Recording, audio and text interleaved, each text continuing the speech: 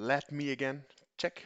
By the way, I'm Marcus, your MTT coach for the Academy of Poker.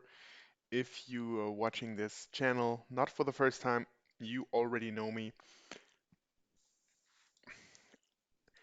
I'm just gonna make sure that everything is running smoothly here on both streams.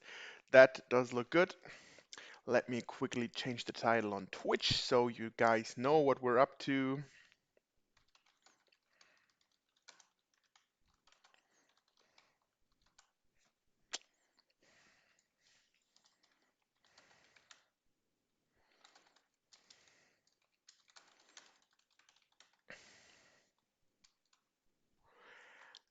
And yeah, there everybody's updated here.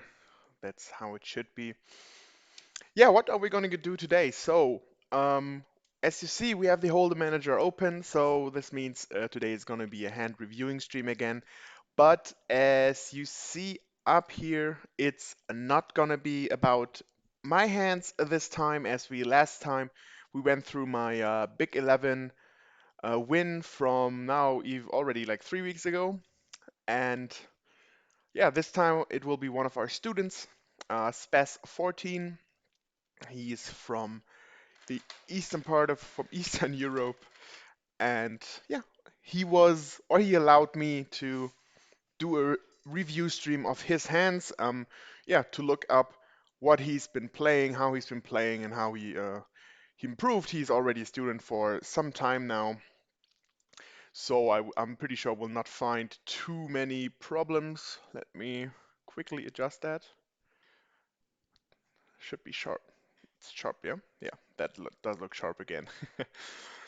So, and yeah, he sent me a lot of his hands. I have a lot of hands for him, and yeah, I'm gonna look up some some spots where I maybe think he might have some small problems still where he can improve on, but also, of course, some spots where he's doing really well already. And what we're gonna do is we will just, yeah, go through some hands. We can first start by looking at his stats. So let me just make that big here so you can see it. And nope, not this one.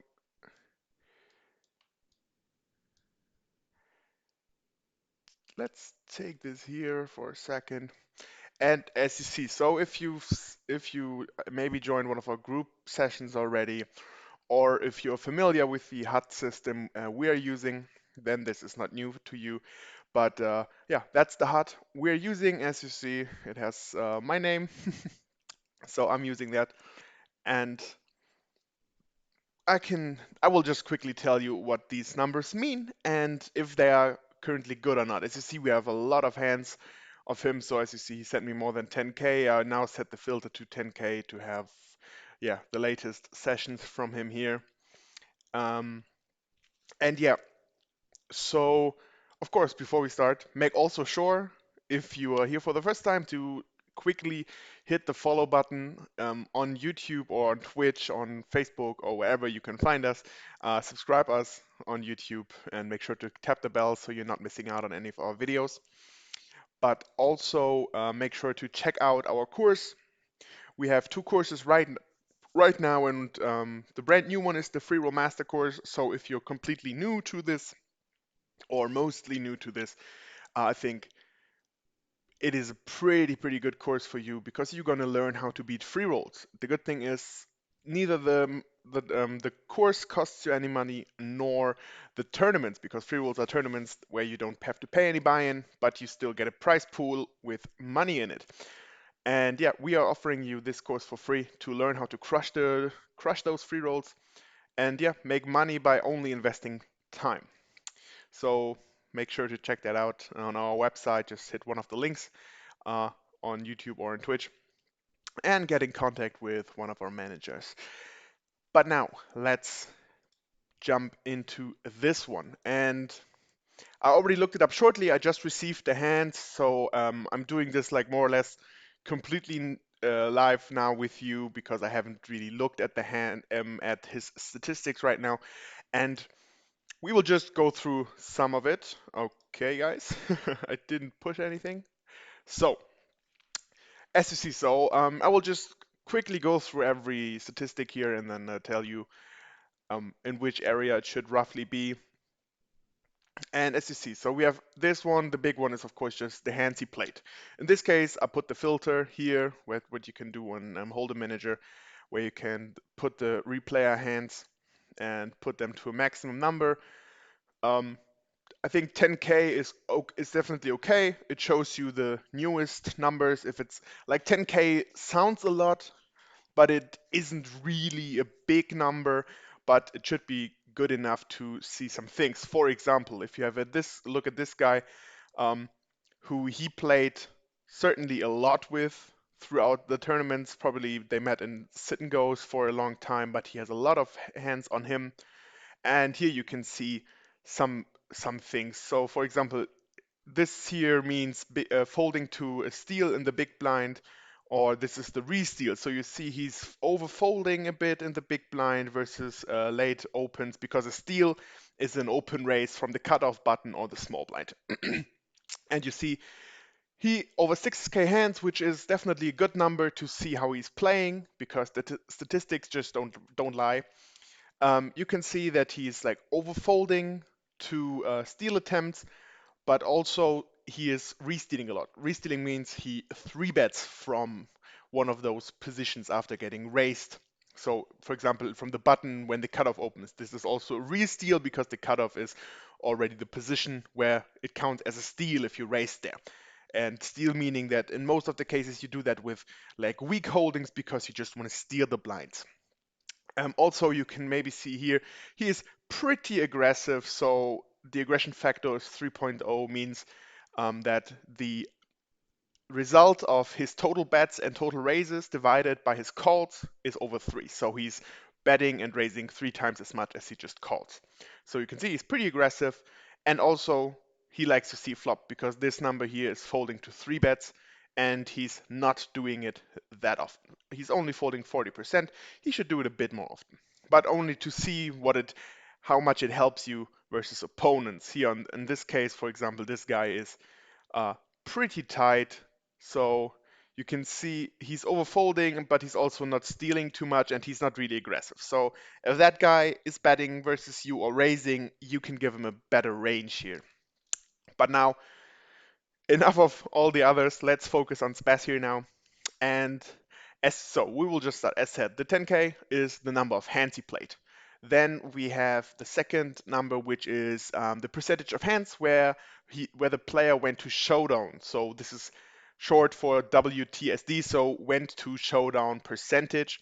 I'm telling you this because if you maybe want to recreate our HUD, that's how you can find it. It's called WTSD percentage, and that's a pretty solid number. So it should be around this area, like 28, maybe 30%, where the player went to showdown.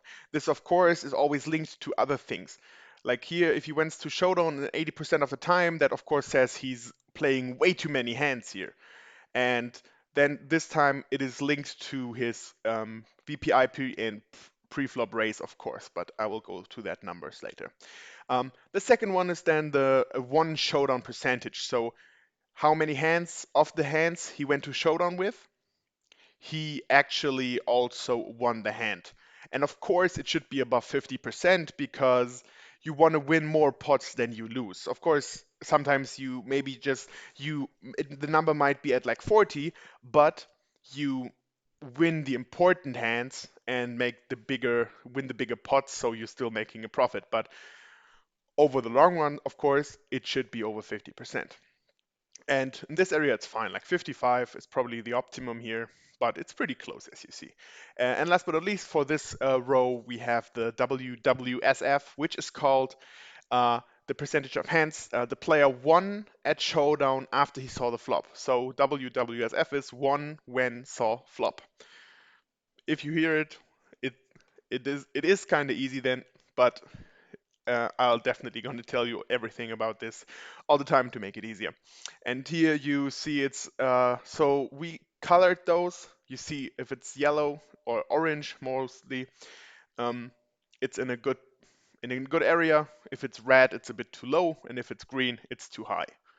But as you see, just because I want to tell you here, um, this should also be like, if it's close to 50, it's pretty good. So this is not a big abbreviation here from the optimum. As you see, like this guy is at 49, which is then in the optimal area, so around 50. Mm. Of course, if it's higher, it's not bad because the more hands you won at showdown after you saw the flop, the better, really. But of course, there might be like you can't win all the hands. So if it's at least if it's around 50, it's still fine. So not a big problem here. Now the ones that you all probably know, because those might be some that might be not as interesting to you, because you're not really used to them. But here are the common ones. So we are first the VPIP, so voluntarily put into pot. And we all know, for example, 29, as you see, that's too high, so that's too many hands played. We can also have a look here where you see, for example, if he limped here, so you see he limped just really from the small blind, and sometimes in early position, probably to trap. This can sometimes make sense. In general, I don't really have a limping range there, but probably it does make sense to sometimes put it in. Hi, XL.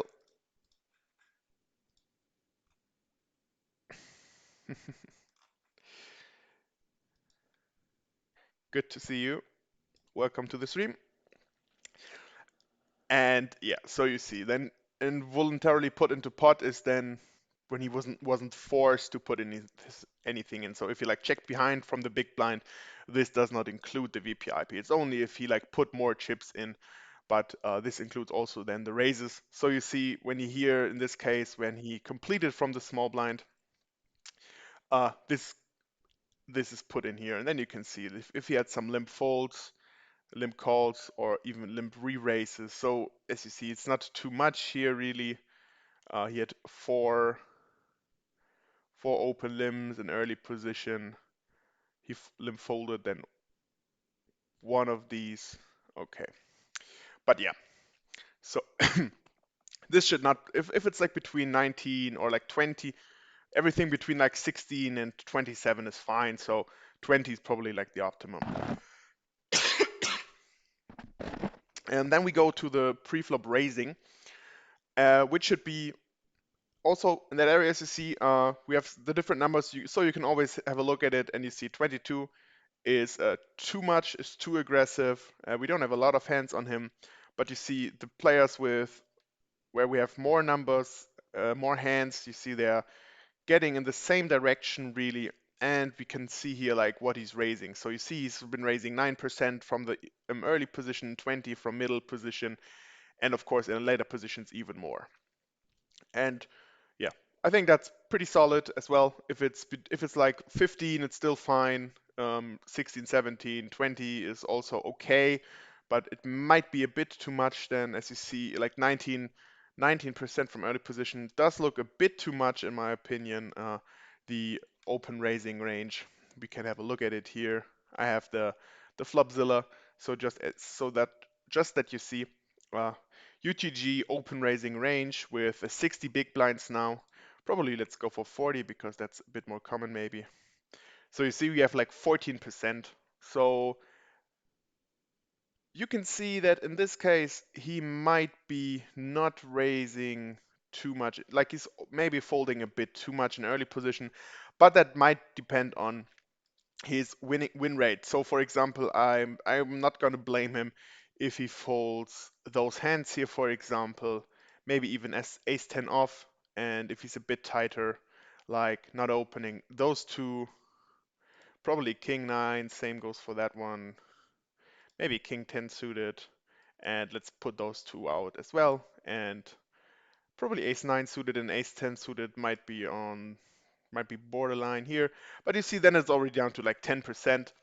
So if we maybe, let's go for this. So you see, that's probably then his opening range. Maybe we can put in sevens instead of queen jack suited. But you see it's around 9% then. So you can see that does make sense, and I think it's okay because those hands might be a bit too much sometimes. from UTG.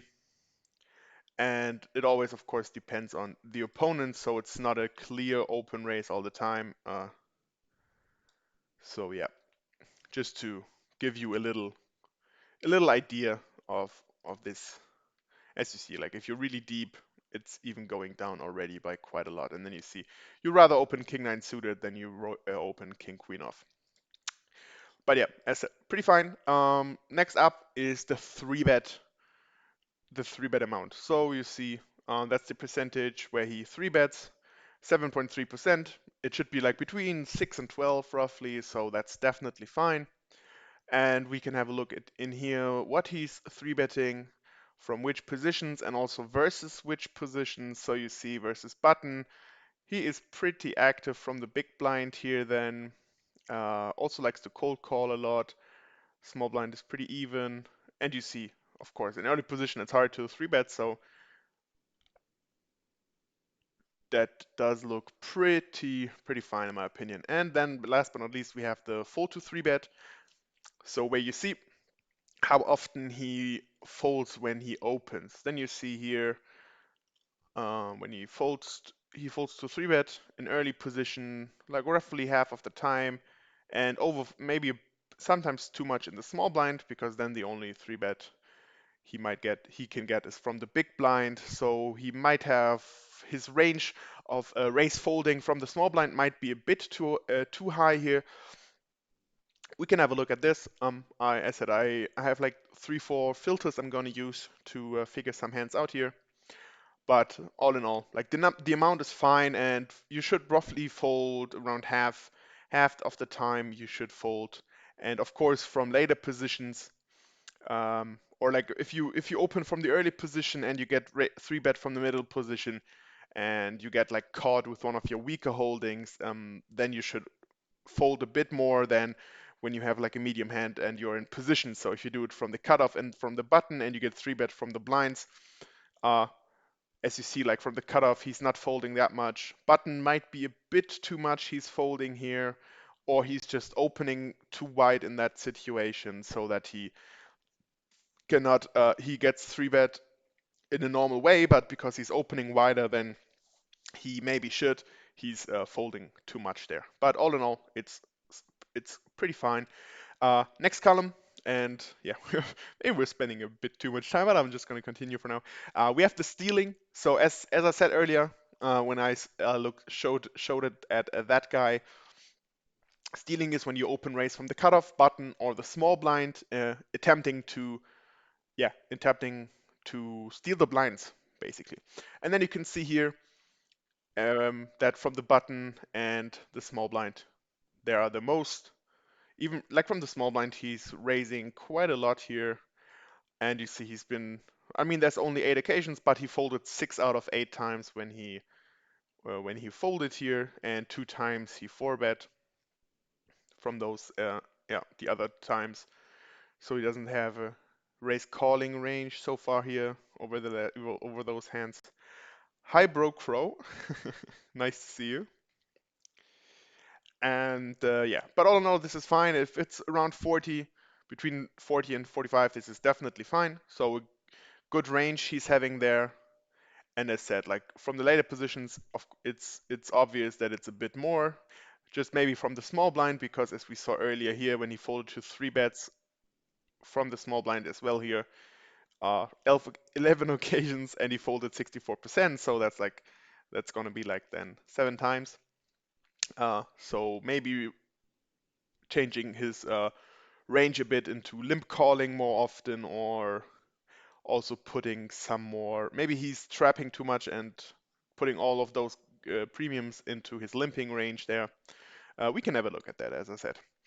Next up is the fold to steal. So when he's in the big blind and if he's facing a raise, how often he's folding. That's a pretty good ratio here, in my opinion. So you see it's from the button, small blind, big blind. And this number exactly is just from the big blind here, but you can also see the others, which is fine. So if it's around 50%, it's definitely fine. And you see cutoff, button, and small blind. So you see from the cutoff, because the range is a bit tighter than the button and small blind ranges, So I think that's definitely fine. And yeah, then we already go to the resteal, which is here. And you see that's also, it should be like around 15. So he's just restealing maybe a bit too much, just a little touch. We will have a look at that for sure. But that's like the first number that is not as it should be. Uh, so as you see, we can have a look here where we see how often he resteals, and especially versus button and small blind, he's doing it quite often. In general, I'd say this is good. We have to definitely have a look at what he's choosing for hands to do that, because there might be a thing that he's choosing maybe too wide of his range for three betting, and those hands should rather be in the calling range here. So when he folds to steals, because if this number is like at 45, it's still fine. So maybe some hands he's re-stealing with, he can be in the calling range, but as said, we'll have a look. And here, as I said, this is the post-flop aggression factor. So it's just yeah, the comparison between how much he raises and bets between the calls he's making. And as you see, he's pretty aggressive on the flop, and all in all, this number is fine. So it should be definitely above two. If it's like at 2.5, between 2.5 and 3, it's pretty good. So this is pretty fine. And now to the last one, where you see here there are some differences. Uh, that's probably the thing where we're going to look at the most. And yeah, it starts with this one, which is the flop c-bet. So when you raise, how often do you c-bet the flop? And we created this one, or one of our one of our coaches created this one, where you see how often, if you're in position and you c-bet the flop, 78%; out of position, he c-bet 52%; versus two players, he c-betted 37%; and versus three or more players in 28%. And this number here, if it's below 100, then it's always shown. So you see there were 18 cases where he c-betted versus three or more opponents, and or 18 cases and where he had a flop with three or more opponents, and in 28% of that he raised. So in this case, that should be five. So 5 out of 18 times he did that. And here it's roughly a third, so probably like 29 or 40, 29 or 30. He did that versus two opponents. So that might be a thing which could be a bit too high. I think like around 25 or so does look a bit better, so we can maybe have a look at this one here as well. I'll just put that down so I don't forget it. Oops, sorry guys.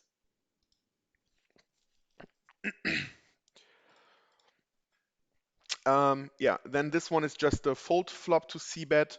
So you see that he does fold a bit too often when he's in the when he's in the defending part. So from when he called any open raise, that he's maybe overfolding there too much, because it should not be higher than like 50% of the time.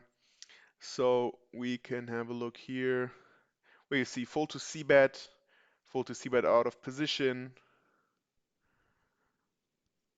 Yeah, as you see. So here on the flop, it's at, yeah, 56, 57.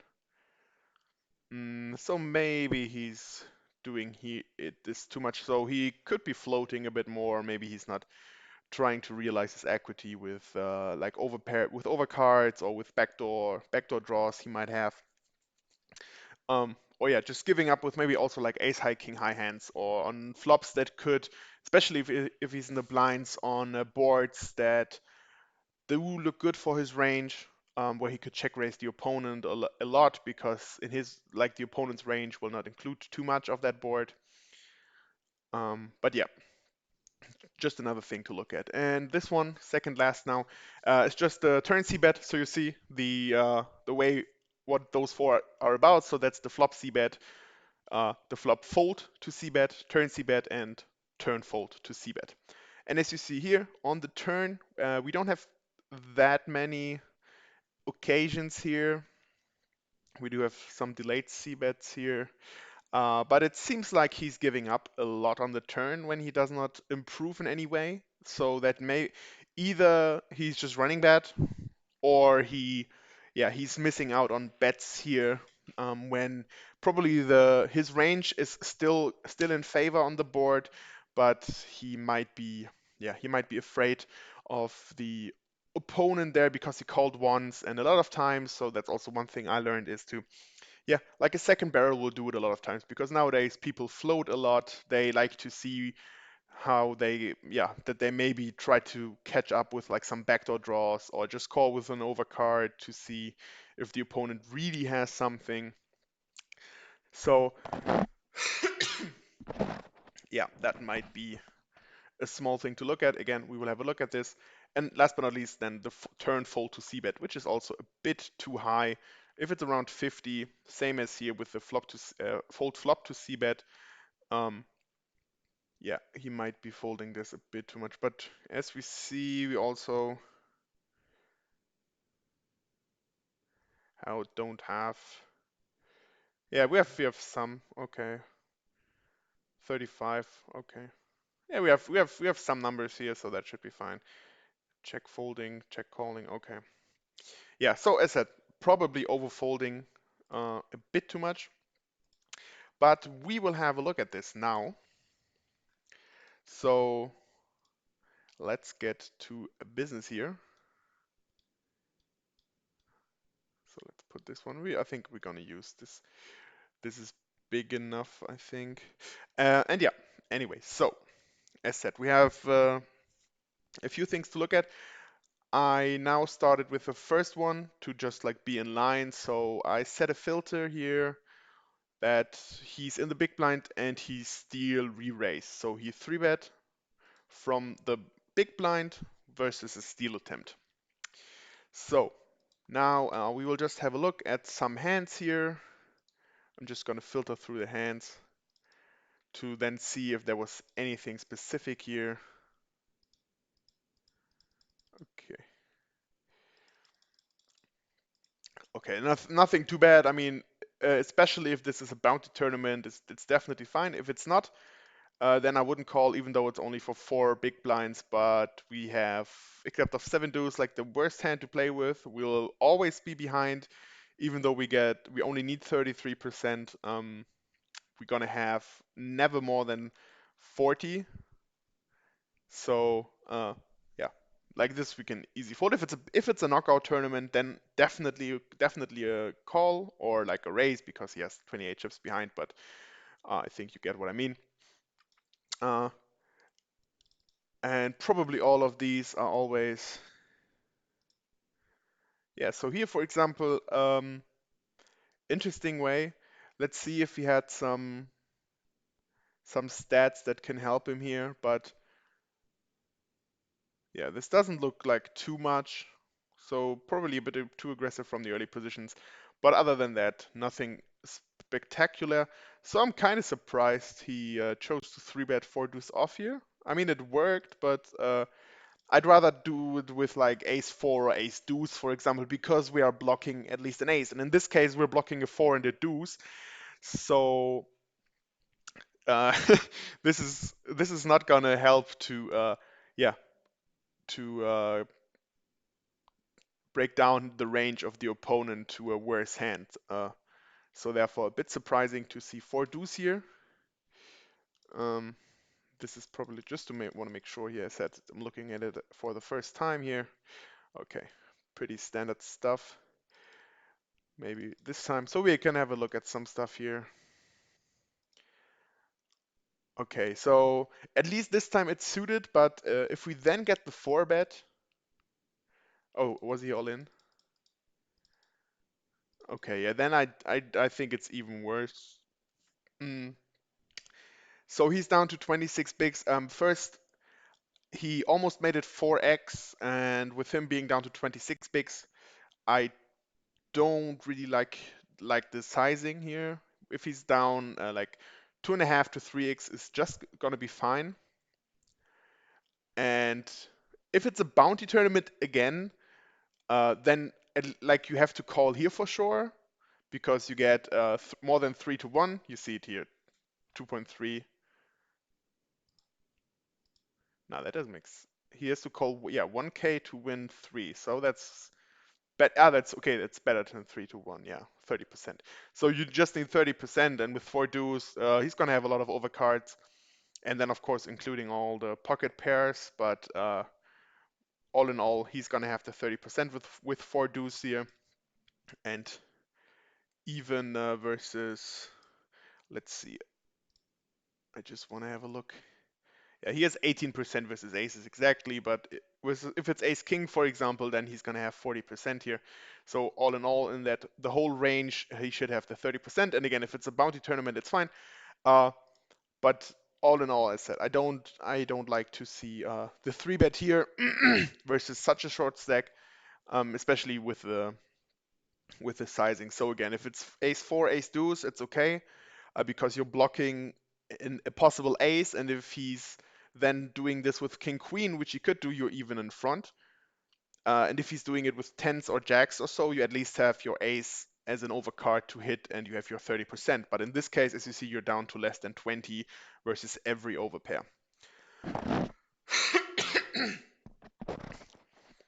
So yeah, sizing wise. So at least we can already see a bit that there are some hands here where he re-steals that are definitely out of the range we should use. I mean, I can have a look at this here for sure.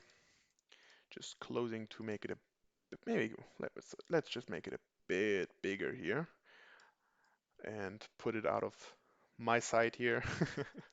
So let's go for the big ones here. When we have big blind versus button, let's go for okay, let's go for the effective stack here because he had roughly. So you see here, is that one? Big blind versus button. And okay, so don't get it confused because it's in there. For the 3-betting, like everything to 3-bet would be the ones in blue. That's the one you should 3-bet for value versus that person. Then we have the pink ones that you can do for bluffing, and the orange ones that you can just shove, for example. Also, we have the yellow ones that you just should call versus the min raise. In this case, he raised it 2.5x. You see, 3 deuce suited, or it was no, it was 4 deuce suited, right? Yeah, it was 4 deuce suited. Anyway, you can definitely defend that. It has good playability, but you see, even though there's not a big difference here in 3 deuce and 4-3 suited, but still this is a bit out of range, and therefore you see the abbreviations in the numbers. So if you do not include those hands, then it will go down, and his re-stealing range is in a better situation. Um, Also, as you see even here, so for my example, I include this nowadays, so that's a bit older. Maybe if we are deeper, yeah. So if we're deeper, you see you can 3-bet a bit more, and I personally would not have 3-betted those hands because I think you can always like in that blind way where he is with 25, 24 bigs, he's going to continue bet, and then you can check raise a lot on ace high boards or so when you have those smaller aces. So I like to flat them more, and you see you have rather those small suited connectors that you can sometimes then 3-bet as a bluff. I said because it was probably a bounty, the call is then fine because you just need 30%, and maybe that was the intention. He might have a big bounty or so. That's one thing on Hold'em Manager we can't see if we don't put an extra note on there. But all in all, it's a bit out of range here, and this is also already for a bit more intermediate players. So if you don't 3-bet those hands, it's definitely fine to just flat them. If you rather like to 3-bet those, definitely fine. And of course, you should always have a little weight on them so that you don't do that all the time, but maybe like in 30% of the time you 3-bet these hands. Uh, but yeah, just so that you know this. But yeah, you already see like some small abbreviations here. Again, so we at least see. Okay, and bet folds it. Okay. Yeah, so again, blind versus blind, I think this hand just plays so nicely in position, so I would rather not 3-bet it too often, or actually almost ever. I'd rather again take some ace X here, or versus a min versus this small raise, because blind versus blind, 50 bigs deep, I don't like 2.5x doesn't look too strong, so I'd rather take like some. And again, we can have a look at this here. Let's go for the 50 bigs. So you see, you have you rather can choose some weaker holdings for 3-bet bluffs. So I also again like some weaker King X suited, Queen X suited. You can choose for this. Sometimes even for three. So I'm not saying it's a bad. It's definitely not a bad race here. It is in the range, but most of the time I mean, of course, he just did it. Like I just have one occasion where he did it, so it's fine. But I just want to show you guys in general, not that you think, okay, if I say it's fine, then I'm always going to do it. You should definitely not always do this. Uh, by the way, you see if there's a raise from the small blind, you should call every hand here, like not fold a thing really, versus that. Only here when you see a min raise, so that's if he goes 2.5x, you can probably still call most of those. If he goes 3x or 3.5x, then this would be your folding range here. But other than that, you see we don't even include too many 3-bets. I sometimes like to 3-bet fold like those hands, some king x, not necessarily all the ace x, because an ace blind versus blind is pretty strong, but like some king and queen x. And you see in this case we have the suited ones here. I sometimes put in the off-suited ones as well. And so therefore this is fine, and I think the rest of the play is definitely okay. Small c-bet, blind versus blind, definitely fine, and then just give it up. But yeah, again, it's just small things I can see here. No big problems for sure. Maybe this one, 6 deuce suited here. Probably the same, blind versus blind again. Yeah. Yeah, that does look fine on that board. It's really hard also because of the sizing. You need to raise at least to like 2k, and then there's not much behind. But yeah, let's see if we find some other hands also where he continued to play, because now we just saw some pre-flop stuff. Okay, so for example, 4-9 offsuit I think is actually fine for a 3-bet. Also sometimes maybe if you do it every like in 30% of the time, so 3 out of 10 times, you can call this. It would also be then, as you see, because that wasn't a min raise. So when you see 9-4 off, it's just a call versus a min raise, so it could be even folded. If you really in rare occasions 3-bet this because you have position advantage, I think that is fine. And yeah, so I think that's okay. Nothing really. He has to give it up on the turn. That's a pretty bad card for his range. Mm, but yeah. So see, like those hands. Let's see. That's also he also took it down pre, right? Yeah. So again, depends on the opponent. I don't have any hand here really from him, so we can't say if he maybe has some more of that player. But as I said, I'd rather have some ace X. So those are maybe hands, even though it worked out. As you see, there are a lot of occasions where it didn't work out. So I would say I would not choose those kinds of hands a lot for this. Rather like King 9 suited, for example, because then you have some equity. Because you're going to play out of position, there's not the worst chance that the opponent is going to continue. So we need to have like some equity hand. I like that one, by the way. That money in the middle already with the small blind calling. He's also pretty deep, passive, so it doesn't seem like he's really trapping too much. He's just wanted to see a flop. Uh, this guy also not a good player. We don't have a lot of hands on him, but probably from his raising. Yeah, we have just one one hand here. But I think that's okay. Then 10-7, if it's suited, even I think it's even better. Um, 10-cent oven at least has like some equity because we can build straights pretty easily. So this was probably like some exploitive play from him. Therefore, I think it's fine. As again, like if you have some ace X or some Broadway combos, I would consider it a bit better. But all in all, this does look pretty fine to me. Let's have a look at this one here.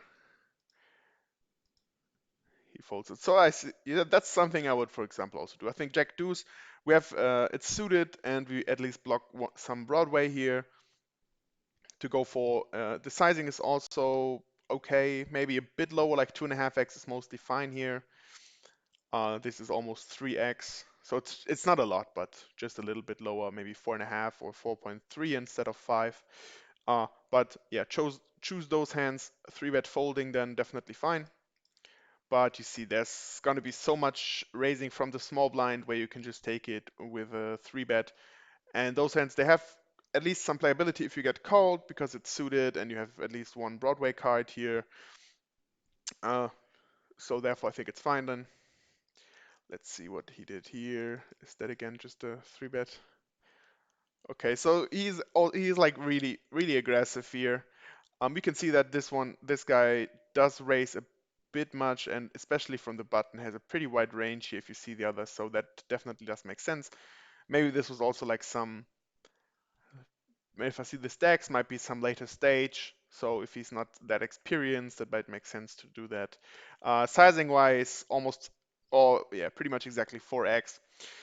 Bit too much according to your stack because you can't really fold anymore. Like you should, of course, you have to fold, but it's hard to because of the price you're getting then.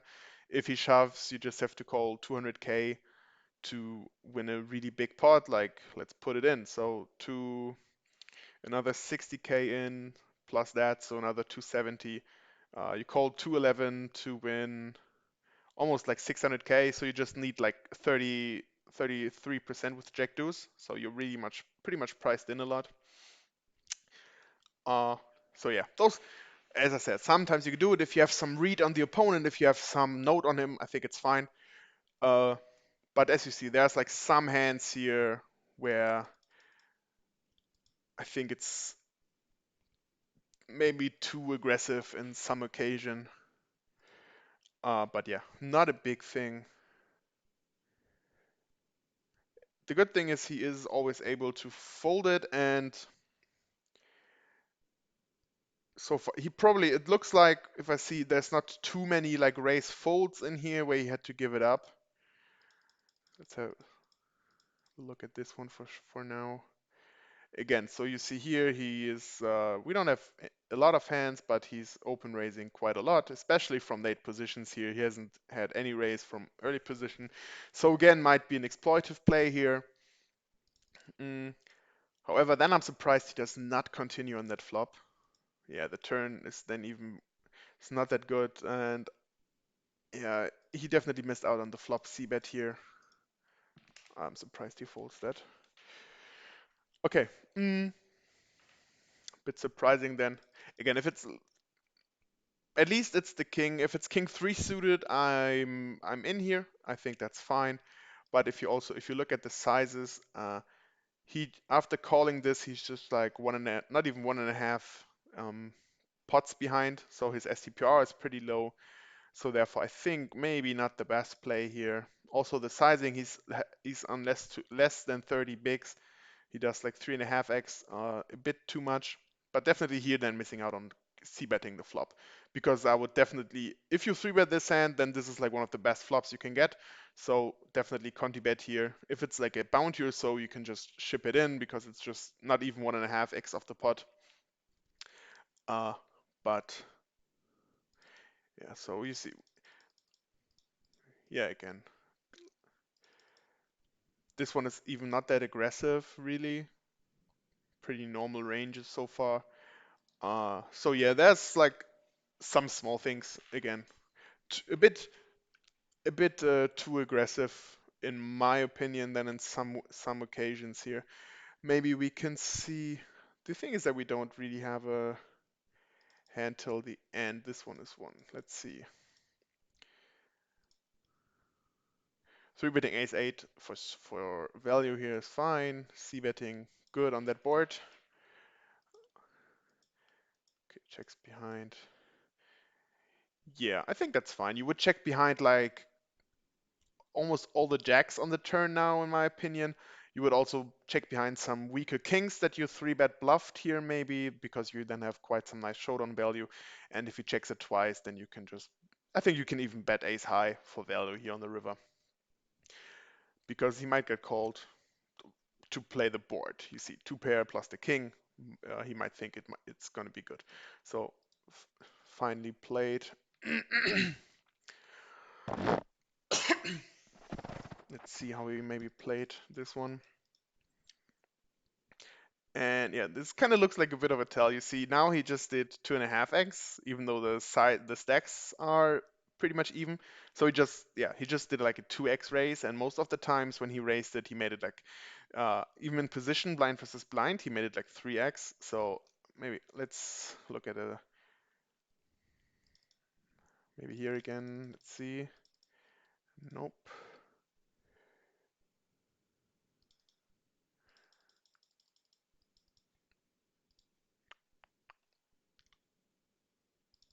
To see some blind versus blind hand.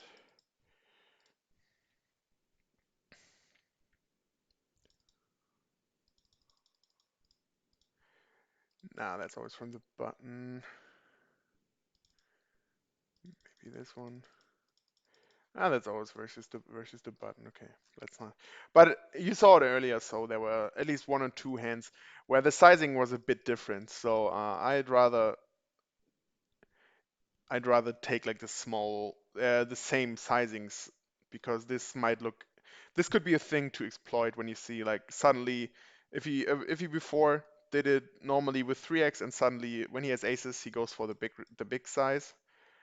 Surprised he checks this back, to be honest, because this could be a board to be check raised on quite a lot uh, with the flush draw and stuff. Checking behind though is fine, I think. And yeah, okay, in this case he ran into the king, but yeah, you see. Just to see, maybe I can find one of the weaker hands. Was it here? Was it? Let's see. It's always versus the blind, which is a bit annoying.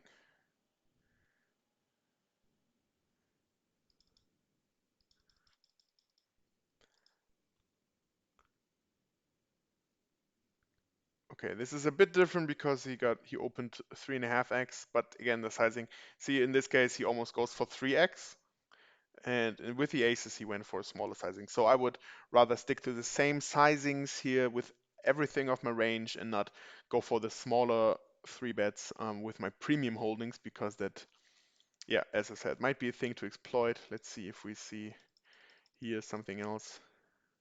Okay, here he does the 3x, so maybe let's see if what did he do with these aces here. Yeah, normal 4x, that's fine. So maybe just a small mistake, or I don't know, some kind of other style of tournament. But normally he stick to the same sizing, so I think that is fine. That was probably an all-in, right? Yeah. Can have one more. Yeah, he did. Yeah. Okay, that was the hand I looked at, right? Yeah, 4xing it. Yeah, okay, that's definitely fine. But yeah, so that was the first thing. You see, so here, um, yeah, all in all, can say probably a bit too wide in some time, in some occasions here, where you see like this with the jack deuce here or the nine deuce that we had here. And if you put out those hands, out of the re-stealing, of course, if you have some note on the opponent and knows that he's opening so much of his range and he's overfolding to three bets and stuff, then of course it does make sense to sometimes do this. But in general, I see like a few more hands like this one and this one where I don't really see the necessity. If it's suited, as said, it's fine. But like a four deuce offsuit, just doesn't have any playability. As said, there might be some small things that made him do this, but uh, all in all, I would put that out of the range, and then it would already yeah make the restealing here. You should make this range or the percentage a bit lower, and then it's like in a perfect spot. So there's just a few combinations to put out here, and then it's definitely fine. But as I said, all in all, it does look really, really good to me. Uh, we will continue with another one, and which one are we gonna take? Yeah, so you saw me. Let's go to this one again. So this one was the restealing, and the next one I wanted to do is here the c betting, and yeah, let's look at the c bet versus two opponents. We can hopefully find something here. So what we can do here, we can, for example, here. First, we're gonna put this one on, of course, and then we can look for the c bet. So you see, I just went to the filters, go on flop, and then you see all the different things here. All in on flop, call to flop, continuation bet, or was facing a flop c bet. So that will be the difference here, that all the hands he called with, and here's all the hands he folded with as well. And yeah, here then would be the thing, flop continuation bet possible. So let's choose this filter, which you see is of course a lot of hands. And also what we're gonna do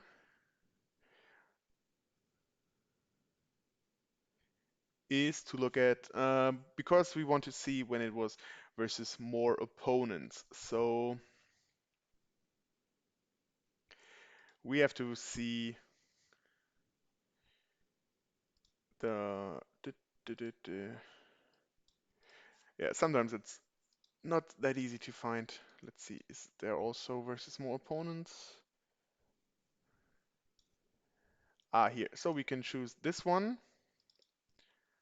and then make it more than two. Oops. One more time. Sorry, guys. Click the wrong one.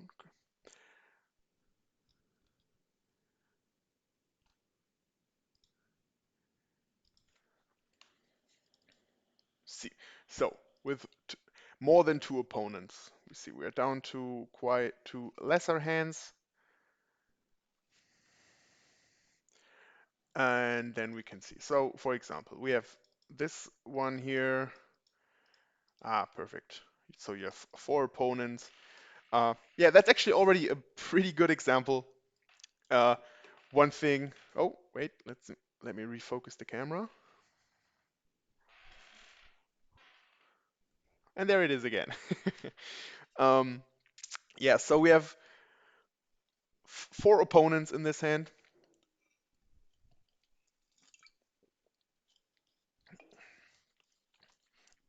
And oh yeah, by the way, if you have any question about all this about the stuff that I'm talking about, just let me know. Put it in the chat. Maybe if I'm talking too fast or doing too many things at once, to let me know. So yeah, what I want to do now, as you see, we have four opponents here. So we choose the right filter. You see, we have a possible continuation bet, and the players on the flop are more than two. That's exactly what we want to see, because that's what we wanted to have a look at from his stats here. As you see, c-bet versus two or more. So this is versus two, so there's three people involved or more than three people. And you see that this does look a bit high. We can even, maybe this is even a bit more interesting, because that one might be a bit better. If we choose to go for this. So when there's exactly two opponents, because that was the filter I wanted to look at. You see three people perfectly.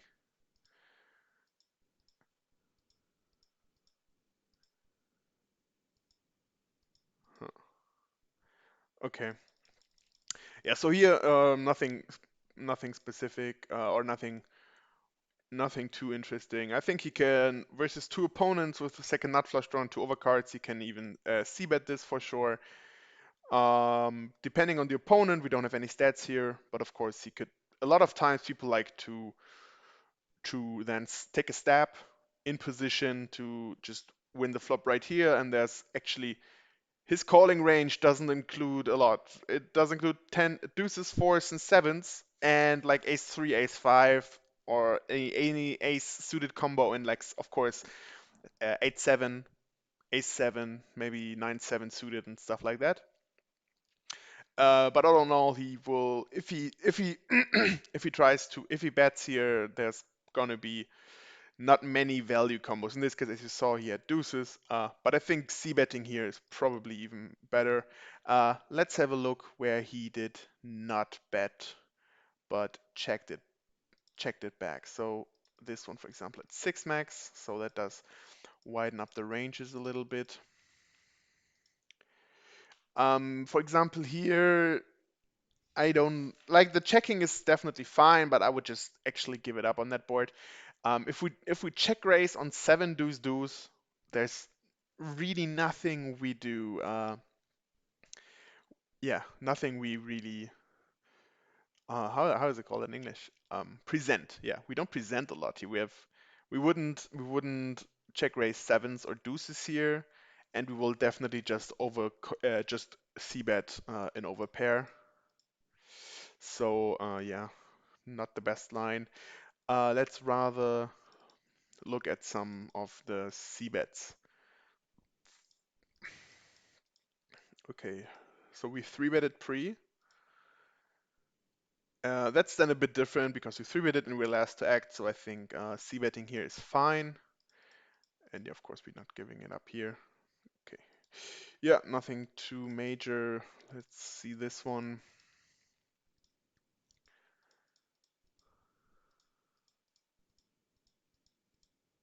Yeah, also. Okay, let's focus on like maybe like ace high boards or stuff like that where you have like top pair. So let's look for the lines he played here. Yeah, this one is pretty clear. Yeah.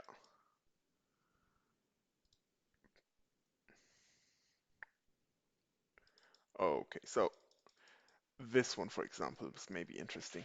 That we see bet here on that board. Um, so the flop is pretty dry. We 3-betted pre. If I was correct, right?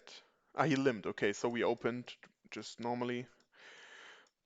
His range is not really that strong. So he's gonna have a lot of pocket pairs because people like to limp with pocket pairs, especially in early position. So there is, yeah, deuces, threes, fours, fives, sixes, sevens, eights, nines. I think they would start raising it with pocket eights, so everything with sevens and below. Um, but I don't know, the big blind can defend a lot that hits here. So 10-9 offsuit, 10-9 suited, Jack-9, Queen-9, 8-9, 7-9, 6-9, and so on. So the big blind's range is going to consist of or is going to have all the trips and a lot of the fives and a lot of some gut shots. So we are range-wise really far behind here, and if we see bet here, we're basically just wrapping an overpair. And I don't see King Queen as like the best hand here. If it's King Queen suited, so we at least have like some backdoor flush draws, then it's okay. But in this case, we just have like the backdoor straight draw if it comes out 10 Jack. So if it's like King Queen and diamonds, then I think c betting here sometimes is fine. But with an offsuit King Queen, yeah, not the best versus two opponents, even though we are in position. But there's not too many good turn cards for us. And now it's like really hard to see what he has. If he checks again, I mean, it does look really strongly to me like a middling pair. At least we try to go for an overbet here, but yeah, even with a five, so that's basically the same. If it's pocket fives or pocket sixes now or whatever, he's not gonna fold them. And we should have continued on the turn then to maybe get him to fold. But yeah, this is like one already one. So that's hands that we should rather give up on those structures. But again, not a really big mistake. It's also already half a year ago, so we're not being too mean here now. Let's see some other continuation bets. We have a three bet pre, two callers. Again, then here we our range is a bit more capped because we three bet from that that's the button here, right? Yeah. So we three bet from middle position, but still, let's see from the price. Yeah, I mean we can't fold this anymore. We only need 27% with two overcards, and we will have that a lot. Uh, but anyway, so this board we do have the ace of spades, which is okay, but we're not blocking anything. And as you see, he can have if he has, he's going to call from the button still, even though he's down to 26. He should mostly fold those hands, really, to be honest. But a lot of not the good players, they still gonna call all the suited connector stuff there. So 7-6 suited, 7-8 suited, 8-9 suited, 10-9 suited, 10-8 suited, Jack-8, even Jack-9, Jack-10, and so on. Uh, and we're really just blocking some of the Jack-X combos here. So I don't think a C-bet here is a good decision. Again, our range is a bit tighter than if we just open raise because we three bet it, but still that's definitely not a good flop, especially if there's one cold caller who could also trapping sometimes with with a pair here. So therefore, not the best c bet. And you see like those small things can already change the number here. So when you then see uh, that he c-bet 37%, which is, as I said, a bit too much versus two opponents. If you keep those hands out, this already lowers your. Okay, again here with the flush draw, backdoor, gut shot, backdoor straight draw, and an overcard, checking again, probably check raising here. Yeah. Okay, so he really likes to check raise, getting it in then. Wow, just a double gutter. Yeah, I mean the outcome is going to be the same, but I think this can be definitely c-bet versus two players here. We have a lot of equity mostly, so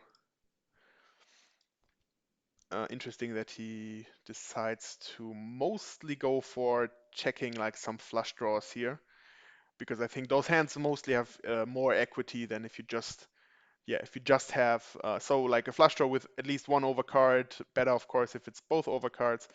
But they do have more equity than just like top pair versus two opponents. So let's have a look here. Let's see if we find something else. I mean, we're already in for an hour. I said this is today not gonna be the longest stream. We're just gonna do some analyzing here, and you see I'm trying to find some interesting hands here then to see where I can show you that like the numbers are or the stats are a bit off. And I said he's not doing too many mistakes in my opinion. Let's see. Yeah, so again, this, for example, first, like the sizing is kind of weird. He's just betting, how much is it? 400, like less than a quarter of the pot. So right now, maybe even 20% roughly.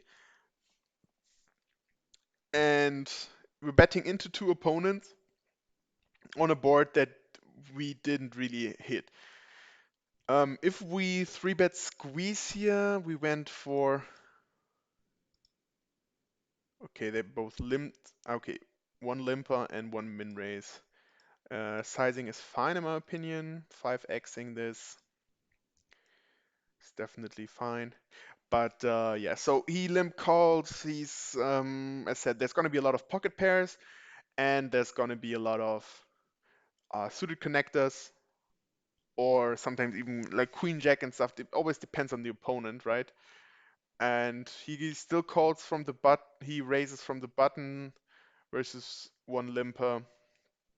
Sizing is weird, but then still calls, so it's going to be a lot of ace x suited and stuff, and king queen, queen jack, and so on. So, and we kind of miss that flop. If we have ace king of spades, then it's okay. Then this could be some kind of an inducing bet here. Mm, but how should we continue? Like we have to have some idea. I mean, this hand is again more than half a year ago, so he's probably not doing this anymore, but just want to make sure to still talk about this. At least he gives it up then now, because if he calls here, he's just gonna have so many queen X, really. I feel like flush draws always try to get it in then, or a lot of times realize the equity, and just calling here is probably a queen, almost always, really. So yeah, again, just a not the best idea to c-bet this. This kind of looks like the same. Yeah, on that board, I would just really continue with deuces, queen X, and maybe ace king, king's aces then, because with ace king we have at least the overcard. But then I'm surprised he does not. I mean, we just have 8 high right now, but we have at least have the flush draw. And also we want to create some fold equity maybe. And this would be, from sizing wise, I think it does look pretty nicely. Uh, yeah, in this case, of course. Makes sense to check back the queens. He just called pre, right? Yeah, so he was trying to trap here. It does look a bit suspicious then if you think about it, but yeah, I think it's fine. But again, I would probably just get it in on the turn to at least have some fold equity. And if he has trip queens, the river is maybe not the best for him, so he might even be able to give it up, especially if he does not have the queen of spades, so just the queen of diamonds. Uh, but yeah, I'm not really sure about the c-bet here on that dry of a flop. If it does look a bit different, then this is a bit more easy. Yeah. But all in all, like, I think we found some hands. He has like 500 here, so we're not gonna look over all of them now. I think we found some spots again. Um, yeah, where he definitely should not see bet. Maybe what we can still, let's see, we can go for this one because he hit top pair here. So versus two opponents, at first the sizing, I don't like the sizing here, too, like less than 25% here. Um, but versus two opponents, okay, he then snap folded the turn. The 10 will not be in his range too much, in my opinion. Uh, but yeah, just because of like, as a small tip for you guys, then if you have top pair in a three-way pot or so, the equity of your top pair is mostly not good enough for a c-bet. So you should more or less, like rule of thumb, if you have like 65% or more with your hand on a flop, you can continue with it. If it's more than 50 but less than 65, you definitely do not have like three streets of value with that hand. So those would be hands you rather check. And then of course you have your bluffs that maybe just have like 20, 30% of equity.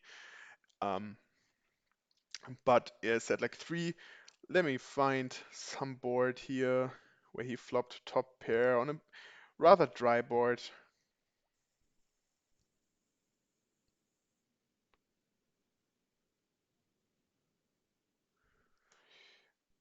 Hi, Leo.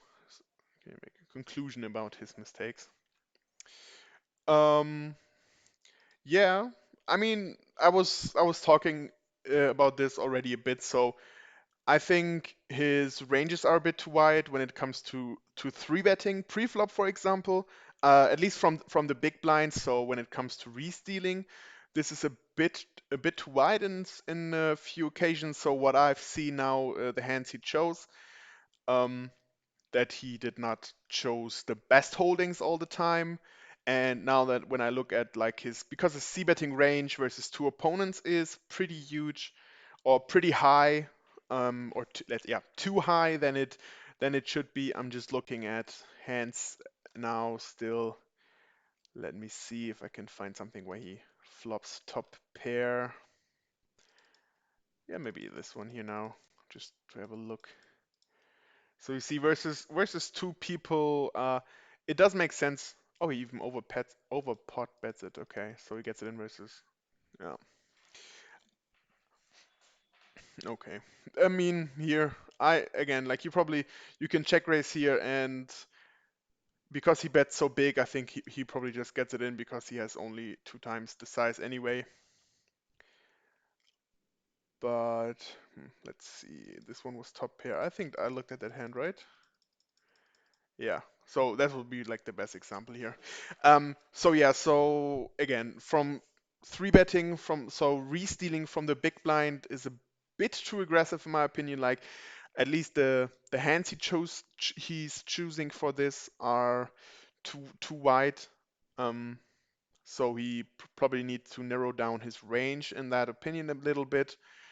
Um, C betting as well. So again, if we take a look at this here.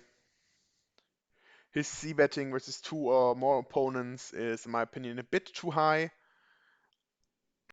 Because if you think about you flop top pair, for example, only every third time, so he's definitely over bluffing here to a little bit because he's not gonna hit too often.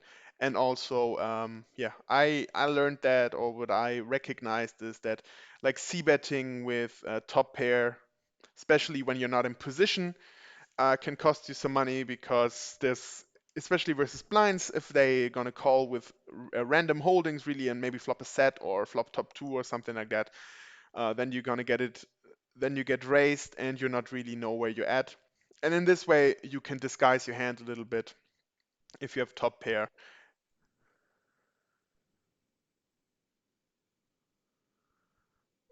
Why can't he bluff three bet with trash hands if his opponents are overfolding versus three bets?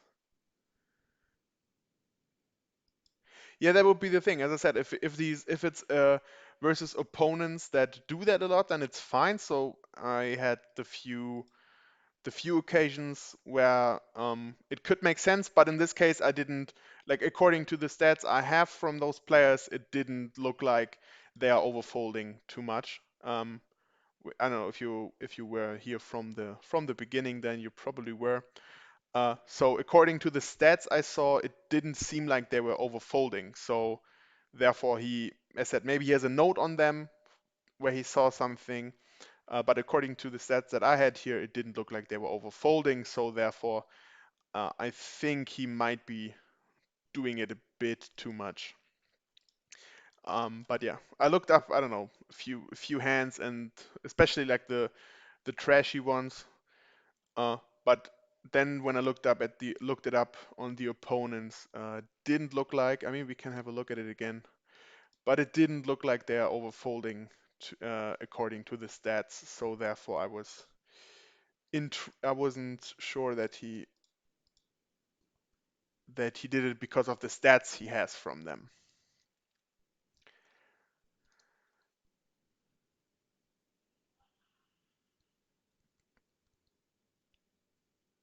Uh, we can have a look at this again.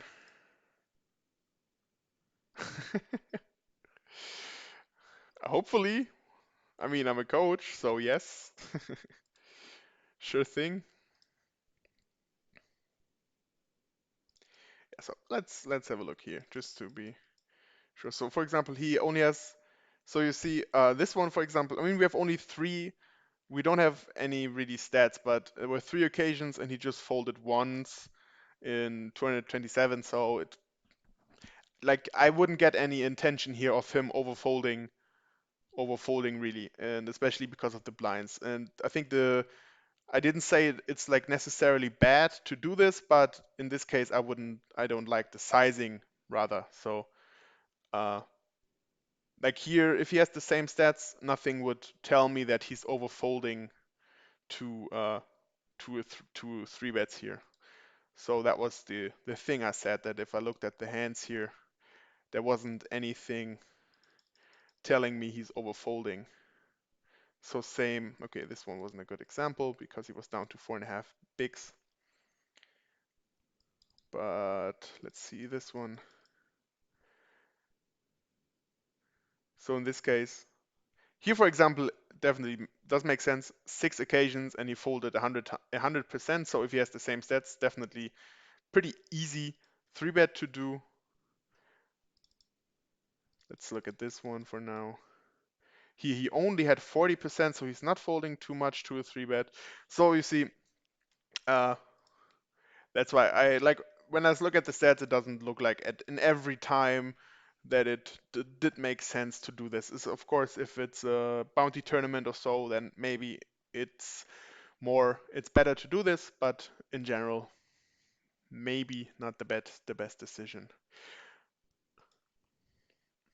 But yeah, of course, I can beat everybody. We can do heads up for rolls all the time, right? Uh, we can still though now look at something else. So I did the c-bet versus two opponents, and what I want to look at now is folding flop c-bet because this did look this where we have the stats here. He is probably overfolding to c-bets a bit too much. Yeah, this one is pretty easy. Maybe let's look at like some high cards where he did that.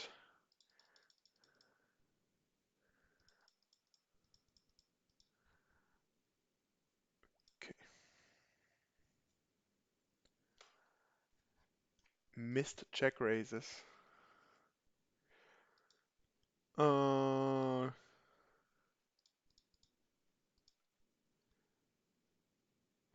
yeah, if I find the filter for that, of course.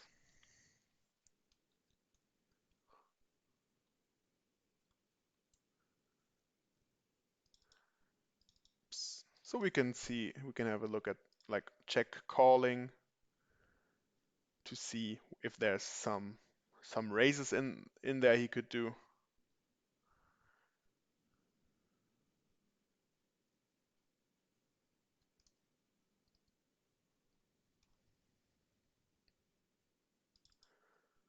See, this looks like an interesting one.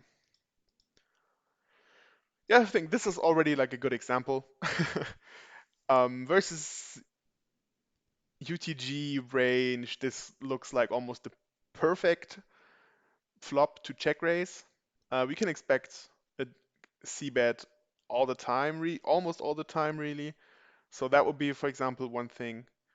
Oh, this hand just happened recently as well, where he could definitely go for a check raise. This is like perfect hand for the perfect, almost the perfect flop for the big blind range. Because we're gonna have all the 6-9, the 8-7, the 8-5, 7-5, 6-4, 5-7s, 8s versus UTG. And the only thing he's really gonna have here is pocket 8s. He might open pocket 7s. He was 120 big blinds deep, so could have 5, 7s, 8s, but other than that, just like over pairs and over cards.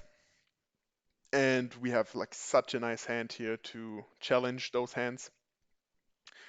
So that could be, or that would be, in my opinion, really good. Also, we have the backdoor flush draw going with the bottom pair plus the open ender. And the 7 would, if we check raise, then the 7 is a pretty nice card for us on the turn as well.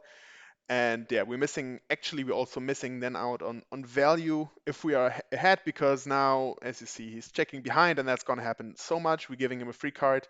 And if that one now is an overcard, then it does look really bad. So you see, if we check raise here, I do think King Jack would at least call once, so we missed out on some value here. Mm. And even if it's an overcard, if it's an overpair, it's really hard to continue. Like we will check raise 7-6, 7-9, 7-5, 7-8, 7-4 even. Could be hands where we like still have the gutshot to go with it, maybe even like 10-7. And therefore, if he has an overpair, for example, it would be so hard for him to continue. Uh, so is that would be one example, Leo, for now. We can have a look at some more. Probably those connecting hands here do look really nice. Let's see. Yeah, flatting here. Again, versus the cutoff, the range is a bit wider, of course, than early position, but it's gonna be not too many eights, like King 8 suited, Queen 8 and Jack 8 suited probably. 9-8 suited is a thing. Pocket 8s, of course, Ace 8 suited. But other than that, not too much. And we're in the big blind, we're hitting this flop more often than he does. So we're down to 37 bigs. The flop already has 1.7k in, so we could check raise this one pretty nicely. And yeah, the turn then we should, not sure about the call on the turn. But you see, now we lose the pot. Um, because those overcards can't really continue, or it's really hard for them to continue. You should do it, however, versus check raises because, of course, I like if the player knows what he's doing, he knows that this flop is good for him, so he will check raise a pretty big amount versus a continuation bet from middle and late positions and from every open raiser actually. Uh, so we could check raise a lot, and then you should also like call those ace x hands because first, you're still gonna have six outs most of the time. Like it's not like they will just do it with pocket fours, fives, six, seven, and pocket eights. But also, like this hand, in my opinion, I would check raise this hand for sure. Turn, of course, isn't good really, so probably we would need to give up the turn then because the ace is gonna be in his range almost all the time.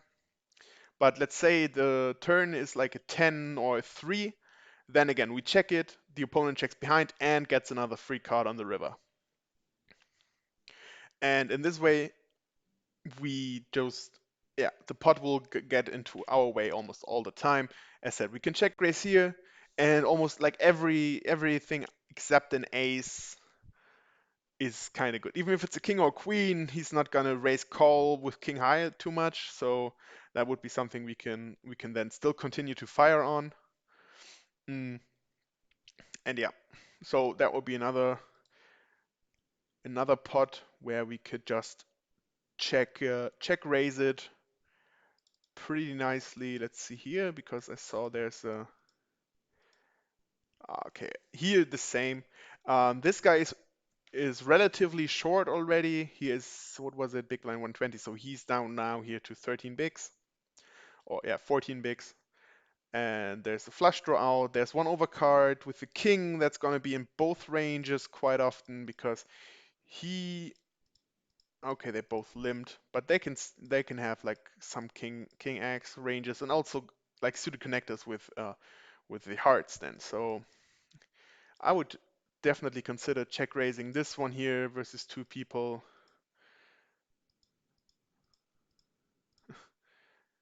Okay, he bet 1 BB again. Yeah, interesting line. Also calling here with ace high on that flop.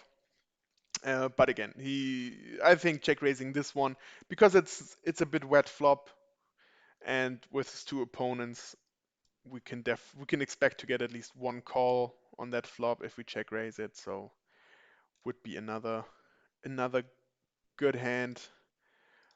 This also looks a bit like it. Yeah, I think this one could be as well something where we just check shove here. The queen, of course, is in his range quite often. Let's see. He is kind of aggressive, loose aggressive, yeah. So that could be a c-bet because we do have the gut shot plus the backdoor flush draw, and maybe even the 8 is going to be good sometimes. And yeah, now, wow, interesting that he folds this here on that board. because we pretty much just present a 7 here. But anyway, this could, for example, I would probably just check shove this one on the flop versus that continuation bet. Oh yeah. So again, finding like some hands for sure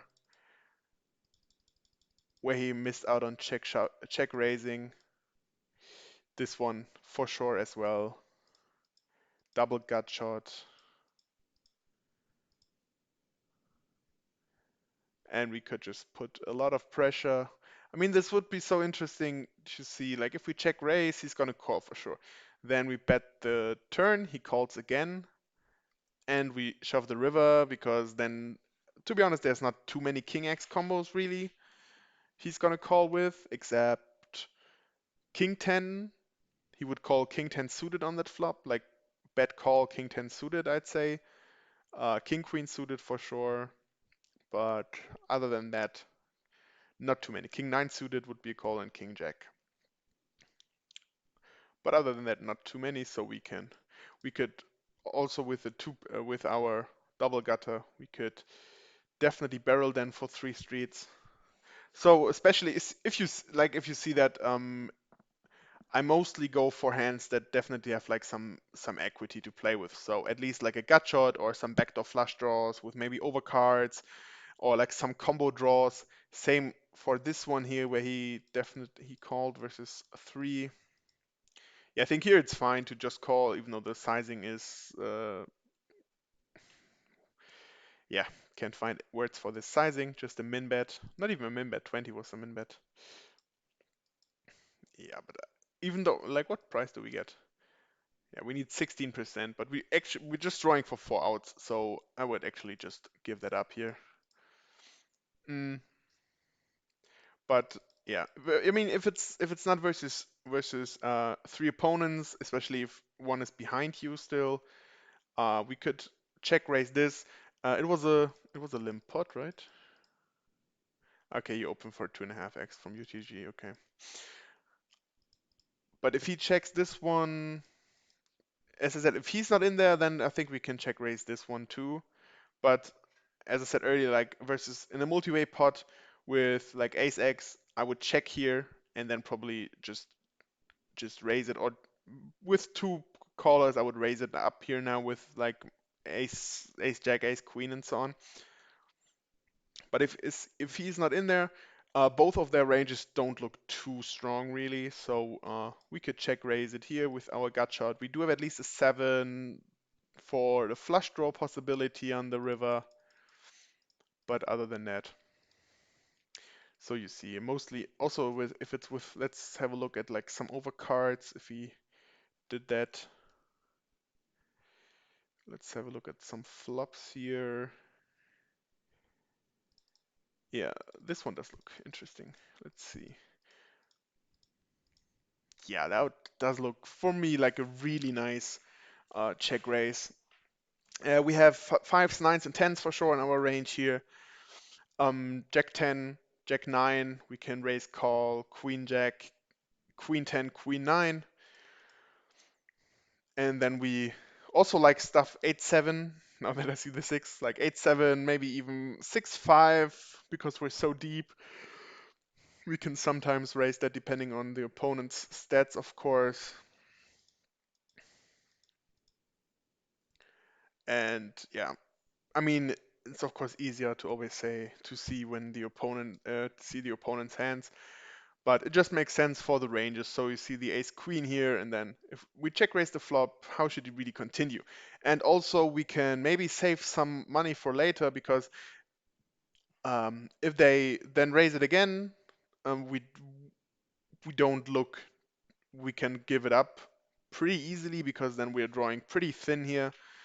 Maybe he has like, if he has like queens or jacks, then it doesn't look really good because we just have our 8 outs and not like in that way where we have at least both of the overcards as well as outs versus ace king, for example. So yeah, yeah. All in all, I mean, I think you get the point. of what I'm saying. Like if you have, especially if you have like some draws or like with sets, for example, with smaller sets. Let's see if we can find some hands here. So this one I do think is played fine because the board is just so dry, right? There's no need to check raise it here. Now we can, yeah, we can shove the turn. Okay, interesting, interesting line here for sure.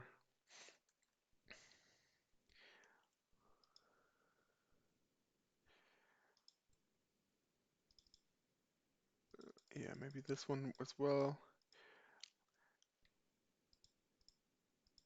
Yeah, okay. I think calling here is fine because we don't have any spade. If we have the seven of spades, we could check raise it here, but this way not not a good idea. Yeah, and I had all those hands here. Do we have another one where there is a? I think we looked at this hand, right? But wait, maybe a bit too wide here from UTG plus one with pocket threes. Uh, okay. First of all, like I would definitely c-bet here with pocket threes. There's just so many hands we can get value from, so I don't see a check here. All the queen X are available for the opponents. All the flush draws are available for the opponents. So, and also if he bets pot now here, I will just he just has 5.3k behind, and so like just a little bit more than pot. So if we check here, I think that's a pretty nice spot for check. I know it looks really strong, but if he bets pot, we can get it in anyway. I mean, the outcome is the same, but betting pot here just shows so much, like so much interest. It's not necessarily strength, but a lot of interest in the pot, so that we can definitely also check raise this one here because I mean, he's not gonna fold this anymore. And also, if because we're out of position, I think just calling here, there's then some turns. Also, like for example here, I think he should kind of, if we call this huge bet, we show a lot of strength, and he still has just the flush draw. So I would check behind the turn here now, to be honest. So we got kind of lucky in that occasion that he still pushed it in here. But yeah, as said, if he bets that much, so that would also be a thing. Even though it does look pretty obvious that we have a great hand, but yeah, I think that sums it up pretty good. So as you see, I am a lot of times it's about just the ranges. So even if you have complete garbage, because we can also have a look at this now, where we check raised the flop to then maybe show you what I'm talking about with the ranges. Let's see if he has something. Yeah, that could be one good example. Yeah, so I mean, we just flop bottom pair. We do have at least some backdoor outs. So 6-7 would make us straight, even though it's the low end. If one of the cards is a spade, I would like it a bit more. But versus the range, it does include some tens and eights, but not too many. So with that way, we can a lot of times just yeah, get it done on the flop. Even though if I look at this stats here now, yeah, for example, he has 100. Okay, just one occasion. I was I was expecting that. But when you see like people c betting just so much, then those on those boards, for example, you can do that. And again, it's always just about the ranges. In the big blind, as you see, you have a lot of hands you defend. So if a board, especially versus like middle position or early position, comes down like, yeah, like this one, for example, if it comes down like this versus some middle position, like what does he really have? So of course he can always have the overpairs, but that's almost it. Eights, sixes, and threes is a thing. He might not open threes here, um, but yeah. Other than that, there's just going to be so many combos with overcards, some ace X combos, Broadway cards. So yeah, overcards, and maybe even smaller pairs where he can't really do. He because people learned that, like just c bet, make some c bets. So they're going for the c bets, but we can easily raise those boards, and especially because of our ranges. Let's say we have all the ace X suited, so in spades, of course, we have we flat pocket threes, we flat pocket sixes here. We can flat 7-5, 9-7 suited, ace 9, ace 7 suited. So we all gonna have that in our range, which they are not gonna have too often. They can sometimes have this as well, but as said, it's gonna look like a lot of overcards mostly, and we can use that to our advantage then.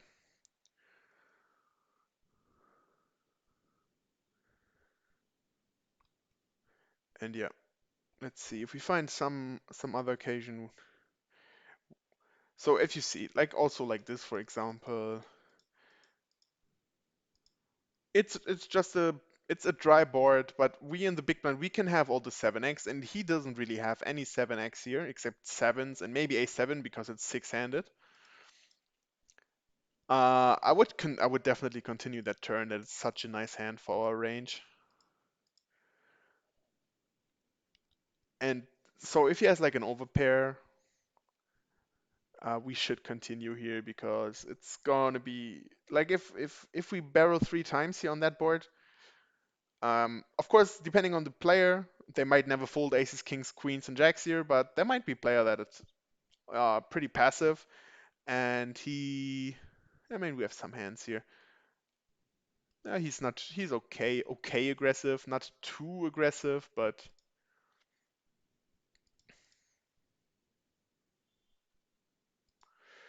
yeah, I think you get the point so far. So it would make sense because if we check raise this, then the turn, because we will also do that with 8-9, and we're blocking 8-9 because we have two eights. So that turn is a really nice hand. So we should definitely continue here on that boards then.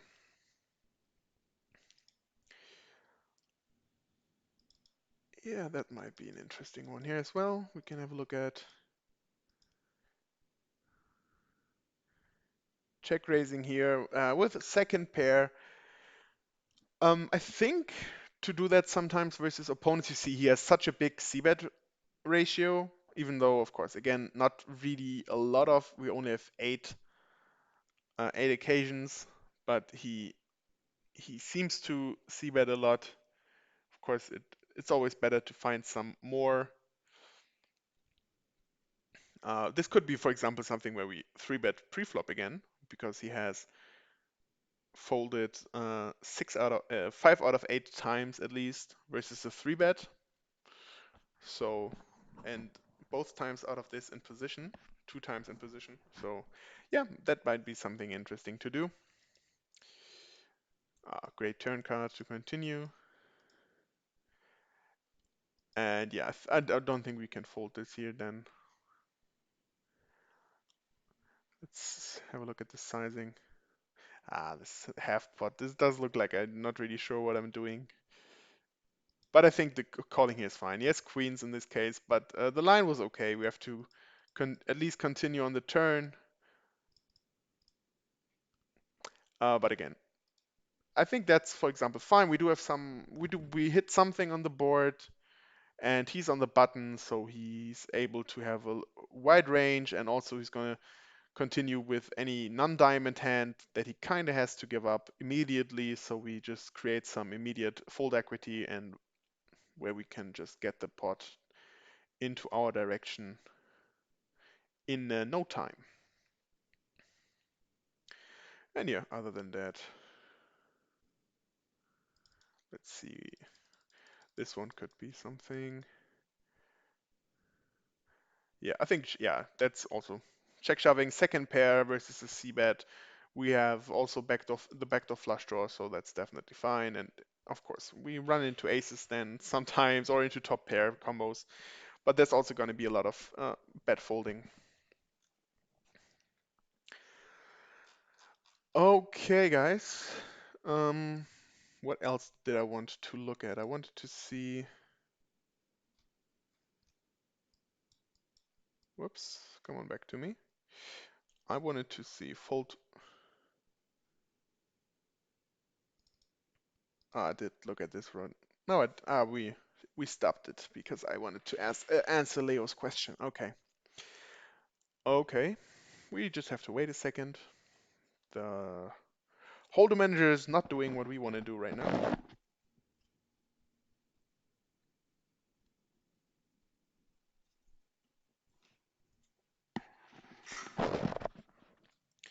See, we could just take the seconds to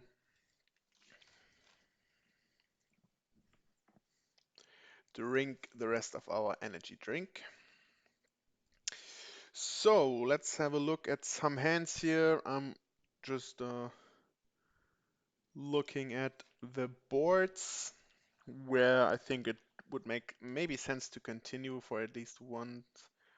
Okay, this one does look interesting. Probably a multi-way pot. No, it isn't. Wow, interesting.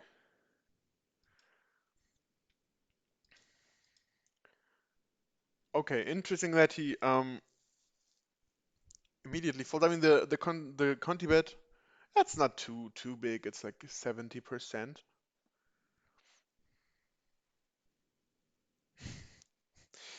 Yeah, they're not definitely not good, but I don't drink any coffee at all. So when I feel tired, I do sometimes drink them. But it's like, let's say, one every 2 or 3 weeks. So I'd say it's still healthier than drinking coffee, and therefore I can I can probably live with that.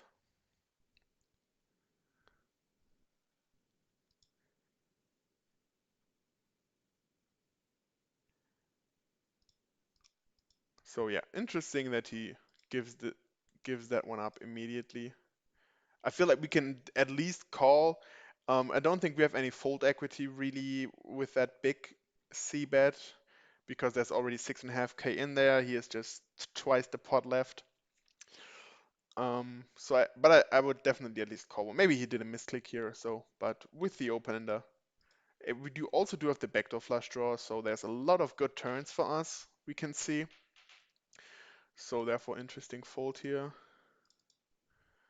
Let's have a look at this one. Yeah, that's fine. This one does look a bit more interesting, maybe. Hmm.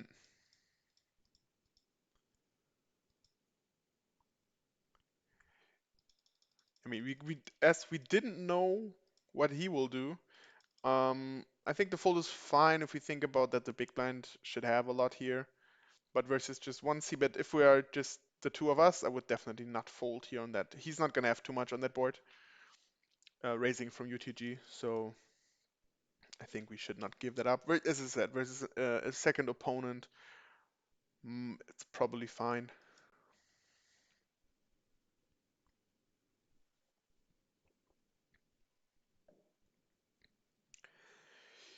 Um, let's see something else here. Yeah, also here, same thing. So active.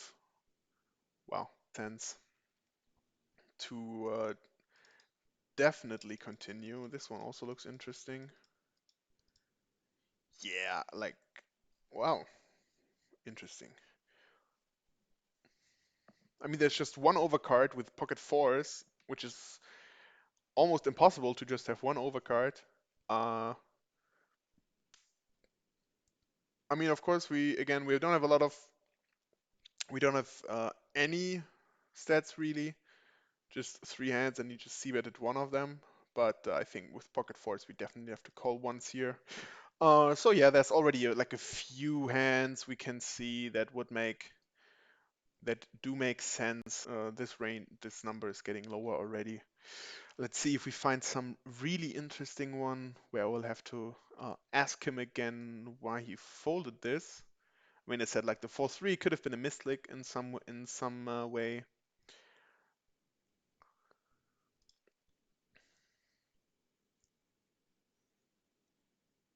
I mean, mostly, I think most of them look pretty fine to me. Really coordinated boards that don't really see mostly it's in the big blind here. Okay, this one does look interesting that he check folds on that board already. Yeah, three-way. Okay, wow. That's also, yeah, that's like a thing. Ah, what a nice flop for the big blind range all in all. So I would probably even check shove this one. He does not see bet. He doesn't see. Yeah, he does see bet pretty much. Yeah, quite a lot. At least we have some hands here that can show this. So his c betting range. Yeah, his c bets are pretty high. Yeah, I think we create quite some fold equity with that. We shove twice the pot here. So that will be a thing. For example, I would check shove this probably. Because we will get a lot of immediate folds. We're not gonna run into overpairs all the time. It might happen sometimes, but even if we do, we have at least a six of clubs and we have sixes, so we do have some extra equity for running straight cards, running flush cards. Mm, Therefore, I think. Of course, always depends on the tournament. It might have been a satellite or something like that, or close to the money where he wants to avoid those close situations. But yeah, here I think we should not give it up that fast. Let's see here. Also does look a bit interesting. Wow, he also immediately folds on that flop. I mean, of course, we don't have a six of hearts here, but there's just one overcard, and he opened from early position, so huh. Interesting for sure.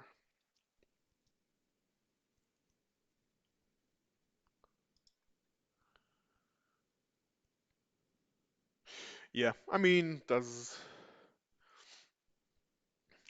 let's maybe look at some of the higher cards if we find something interesting here. This three-way pot. Wow, that's again. I mean, this is definitely not a fold. He conti bets a lot. Yeah, again, I mean we see the stats, but of course it's not a lot. It's like four. Yeah, it's six hands in total, so not the best. But we have a gut shot, we have an overcard, and we have the backdoor flush draw. And the sizing is not that big, and we have a lot of chips behind. So really interesting to see the instant fold here. So those are definitely hands where you can for sure not call ones. This one is a bit different because as you see, like there we just called here, but this one is a two limbs and then a 6x open raise where we just call out of position. And then we just have the overcards and the backdoor flush draw and the backdoor straight draw. But here we have like immediate equity, so interesting to see the instant fold here. Let's have a look at some boards where we maybe even hit something or so. Yeah, here we hit second pair and we give it up to one bet. Yeah, again, how? Why?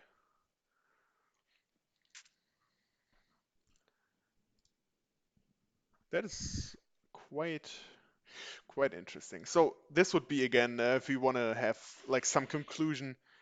Um, yeah, a lot of spots where he just gives it up too early. I think when we raise call here, uh, if we just continue on boards where we hit a flush or a straight or at least two pair, we can just fold this because it's not we're gonna lose too much money before we make that. And flopping second pair here, even though we get raised from the hijack, first of all, it's just a 2.5x, so not that big of a raise. And there's gonna be enough hands where we are still looking good. Like ace queen will continue here, which three bets us. I think tens or nines could three bet us here. That will also continue on that board because if he knows it, he knows that his range does look really good on that board. It doesn't always just have to be aces, ace, king, and queens that continue here. Also, if he's a bit wide, I mean, his three betting doesn't look too wide, so he will probably not be like a crazy player, but he might even sometimes do that with ace 10 suited if he has maybe a note on us that we open a bit too wide. So I don't think that folding this immediately is good in the long run because, as I said, we can if you fold on those spots immediately, it's pretty exploitative to us because if we continue, he can put us on ace king or on, I don't know, on at least king queen or king jack from now on every time we call. We need to keep our range a bit wider here, in my opinion. Yeah, I think that's.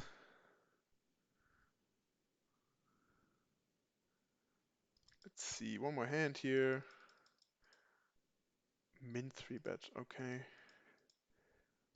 Yeah, same. We get min 3 bet here, even though a lot of people do that nowadays with really strong hands, but we have an ace and a king, so the chance of him having aces or kings is not that big. And in that way, we can at least call once here. We just need 25%. He could have ace queen or the same hand, and we give him the pot immediately. There might be a lot of turns that are pretty good for us. The only thing I can see here is because we don't have any spades in our hand, but other than that, I will at least call once here. If he has like tens, he's gonna check the turn behind a lot, and then we get like two cards for the price of one on the flop. And ace king, as I said, will be good here a lot of times. And also like min raising us pre-flop. Not sure if that does look that strong really. But anyway, interesting. Last one we wanted to look at. Oh no, not the last one, second last.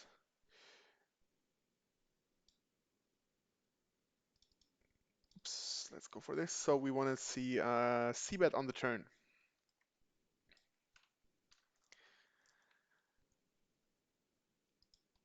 Where there's a possible c-bet on the turn.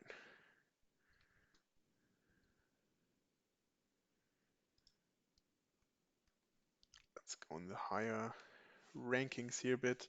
Maybe some ace-x hands where he decides to check the turn. For example, this one, why does he check the turn here?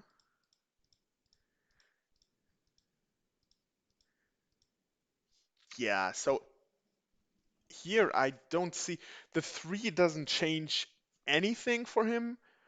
We give him a free card, and we will be like, he can sometimes call with ace 10, ace jack or so, but other than that, we can have a second clear value bet, in my opinion.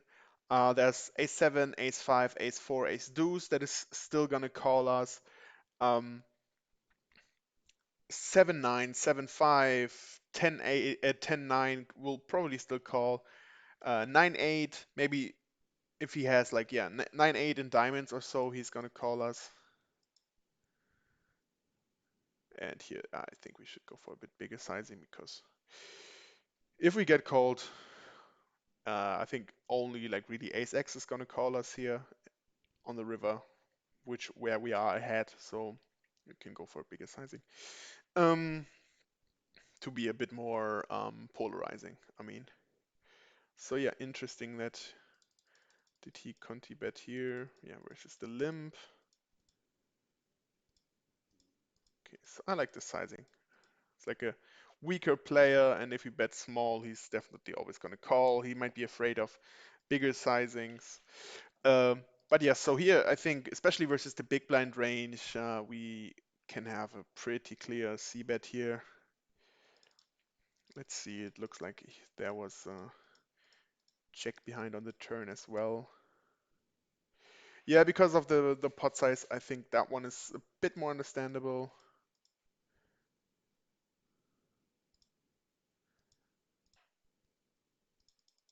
Raise calling here can be like king queen, queen jack, queen 10 suited probably. Also like not sevens, eights, maybe sixes and stuff. So that one is fine.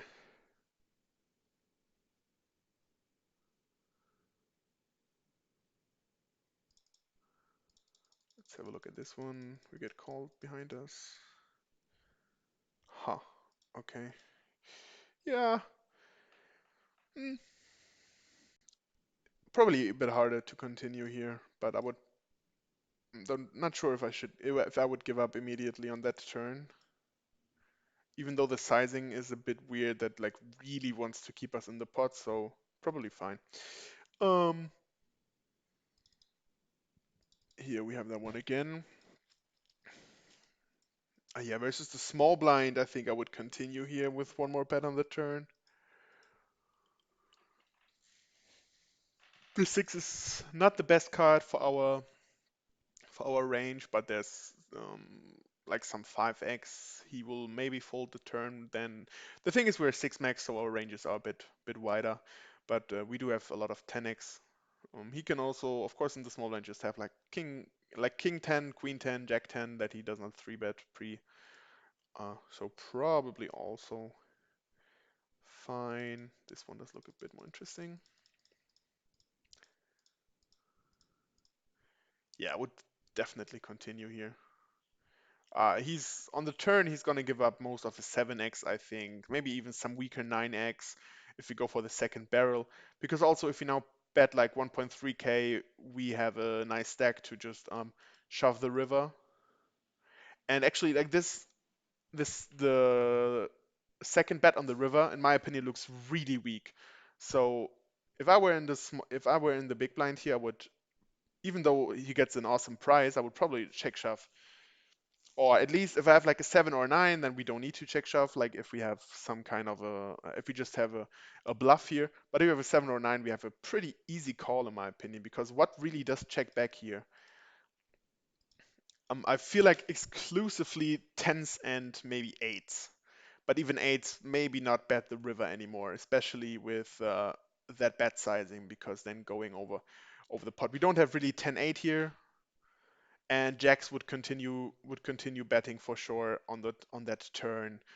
Every set, maybe sixes. We could have sixes now. That's one thing. But other than that, we have sixes or a bluff, in my opinion, here. So I think we can, like here, we could pretty easily call any pair we have.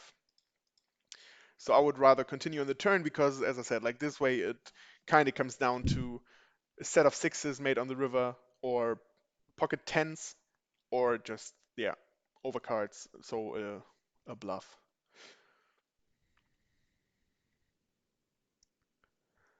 Let's see if we find something else. Here we check back when we hit. That also looks interesting. Pretty light 3-bet from middle position versus him, but he does fold quite often, especially from early position. So I think we can do that. We get the call though. C-bet. I would definitely then.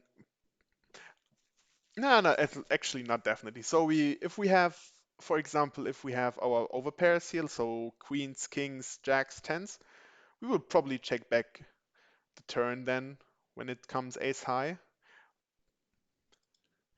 and especially because of his chip stack, I think it actually makes sense to then check behind if we hit the ace, because we are looking pretty good here, and there's not going to be like any river really that destroys our hand, uh, and he might be then shoving. Yeah, I mean the outcome of course is then hard, but still I think that's actually fine to then check back the turn here. And was so interesting that he really check raises this.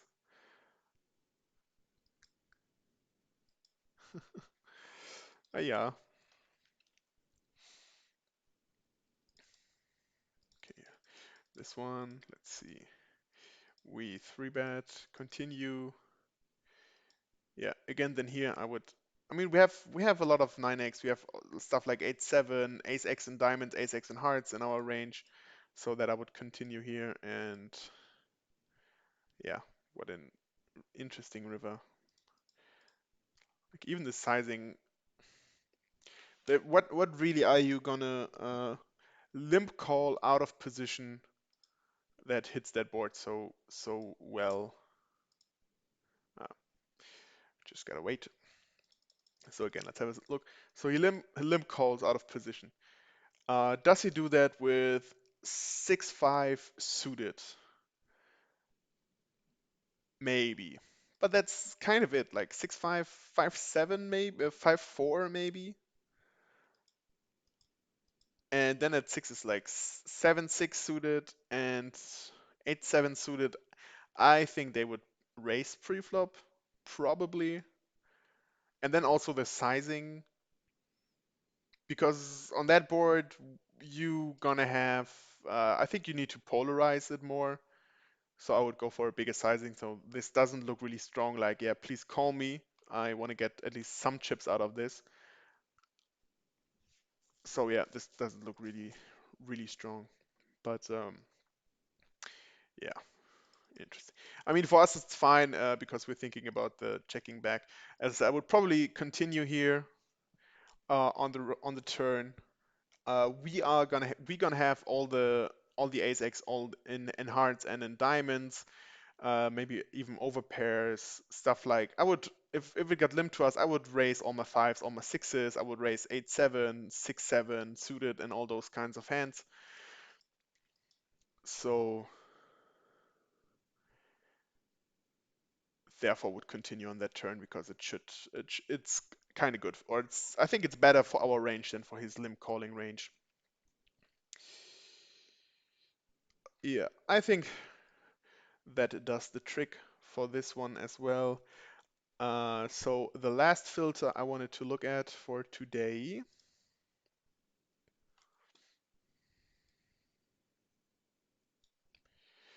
and sorry, there's again some small problem.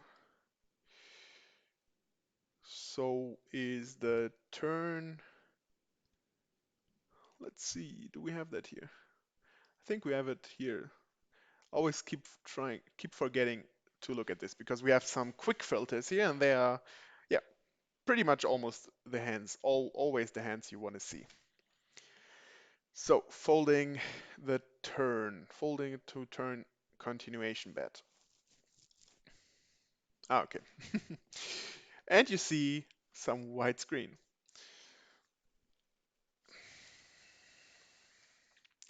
Let's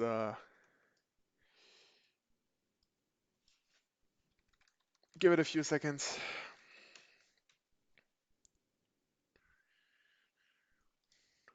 So we have 74 hands.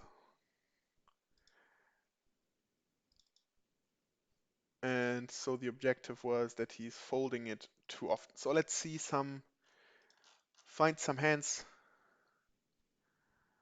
where it did make sense or not to fold.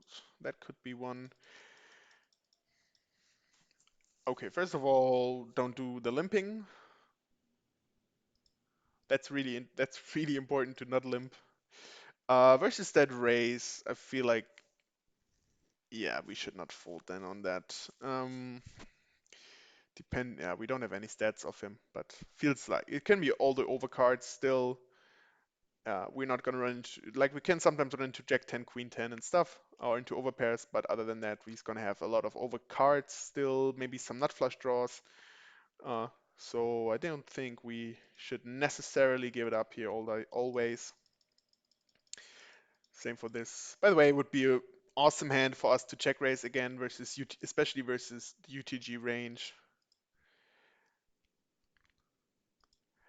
And yeah, this is more or less feels like a coin flip. So because he will continue if he has like some nut flush draws here or some overcards, he can still continue quite good if it's maybe like Jack 10. So if he has like some draws, like a gut shot, maybe Queen Jack, Jack 10, stuff like that. Mm. But with pocket fives, I do think we do look kind of good here. So that would be another uh, where I think we can call, or we can even check raise the turn here. Again, depends on the opponent. Let's see. Yeah, I mean, it's always hard if you don't have that many numbers, but at least something can give you an incentive. So it seems like he's continuing really often. You see, we don't have a lot of hands on him when it comes to c-bet, but he does it often enough then for the few times we have on him. Okay, this one is looks also interesting. Yeah, that's fine. This one looks again okay. Okay, wow, why the limping? That hand is just 4 days ago. Do not limp, guys. Don't limp. Especially not this. If you're in later stage or if you're in a heads up situation or so, you can limp from the button sometimes. Or if you're really short, you can maybe limp trap with aces or something like that. But this one is just an easy fold from early position here, to be honest.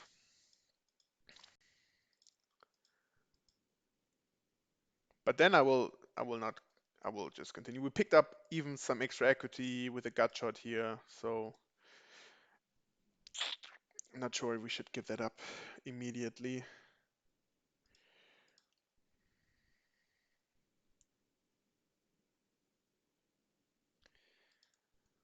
Okay, any other interesting ones? This one does look interesting. Calling. Still too many draws in my opinion out, so to give up our third pair here. Even though again, the ranges from UTG are a bit tighter. So if he continues 2 times, we have to think about this twice, but like just the consistency or the way the board looks would make me uh, continue here on the turn as well. Here, same thing. Wow, we just fold second pair here.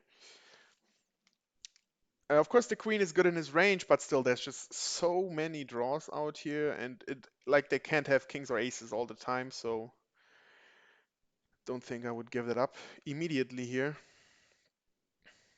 Yeah, so often like second pair where we just call the flop and give up on the turn, even though there's just so many draws out here. Again, like double suited board where we just give up. Oh, this time we even fold on top pair. Okay. Okay, especially versus that small Conti bet on the flop, I will not give up. I would just get it in here on the turn, to be honest. Again, so many draws out here. Hmm. Yeah, so here we already see like a few occasions where he gives it up a bit too easily, in my opinion. Let's see what we have here with the ace king.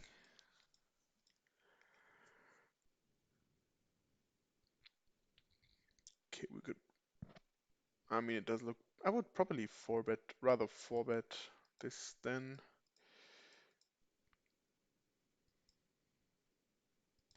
Okay, if it's a bounty tournament, we're covering him, we can probably call this then. We have the nut flush draw, plus the gut shot. Uh, he does, I mean, he doesn't have tens or jacks here, I think.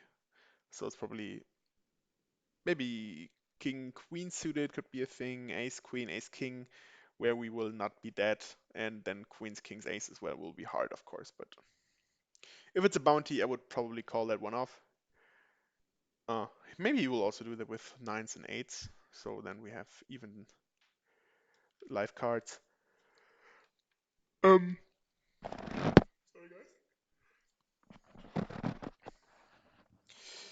guys. But yeah, other than that, so again, we see a few hands where I think he gives it up too easily, and from the number of hands we're having, if we look at his folding to the turn, where is it there? Check folding to c-bet out of position and in position, as you see here. Oh, I'm sorry, guys. just needs to be a little bit lower, like not too much. So I think if we put out the hands we just talked about, it would look a bit better. So yeah, nothing too. According to the stats, I'm really happy with how he plays. As said, I just picked out like some random things where maybe there were other things in mind at that time that made him folding here. Maybe he had seen some other hands from the opponent or just has some notes that he barely continues because as you see from the stats, we don't have too many stats there. So maybe he had some tells or some notes on them.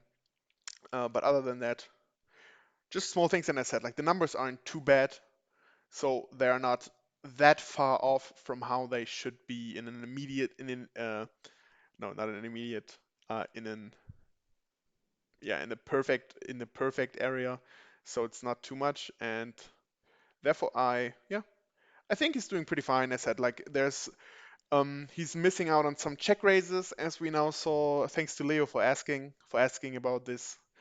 So some things in the check raising area where he's missing out on check raising in some clearer spots that could be easier to see according to the ranges you should have, and also, especially versus the positions you're playing. So we had a lot of hands versus early position, where it then even makes more sense because they can't really have those hands in their range as early position raiser.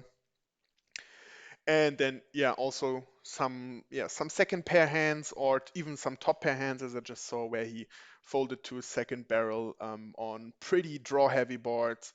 Uh, So again, if he has some reads on them, but other than that, I do feel like definitely he should definitely continue there for one more street at least. Because as you see, like on the otherwise, if you are on the aggressive side, you see that putting out a second barrel a lot of times gets the job done. And if you see it like on Spes for both sides really, he folded like second and sometimes even top pair to a second barrel, where he could have on that is the most of here, that he does not continue on the turn often enough, where he in showdown could have won it with a second barrel on the turn. So yeah, to put it in a nutshell, it's probably just a turn he missed out on.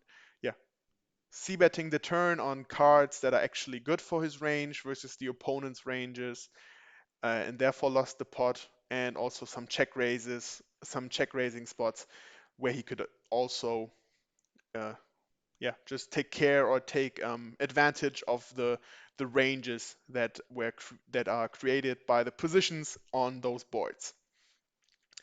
Uh, that's actually gonna be it. Oh, I'm dropping some frames, guys. I hope this stream is still running okay. Yeah, it looks fine to me. Okay. Um, Thanks anyway for joining. We're just 2 hours 15 minutes in. I think that's fine for today. Thanks again for Spes for giving me his hand history to have a look at it. Um, as said, I'm happy, or I think he's according to the stats he's been doing pretty well. Um, Probably just need to have like some second looks at check raising spots, and then on turn C bets also.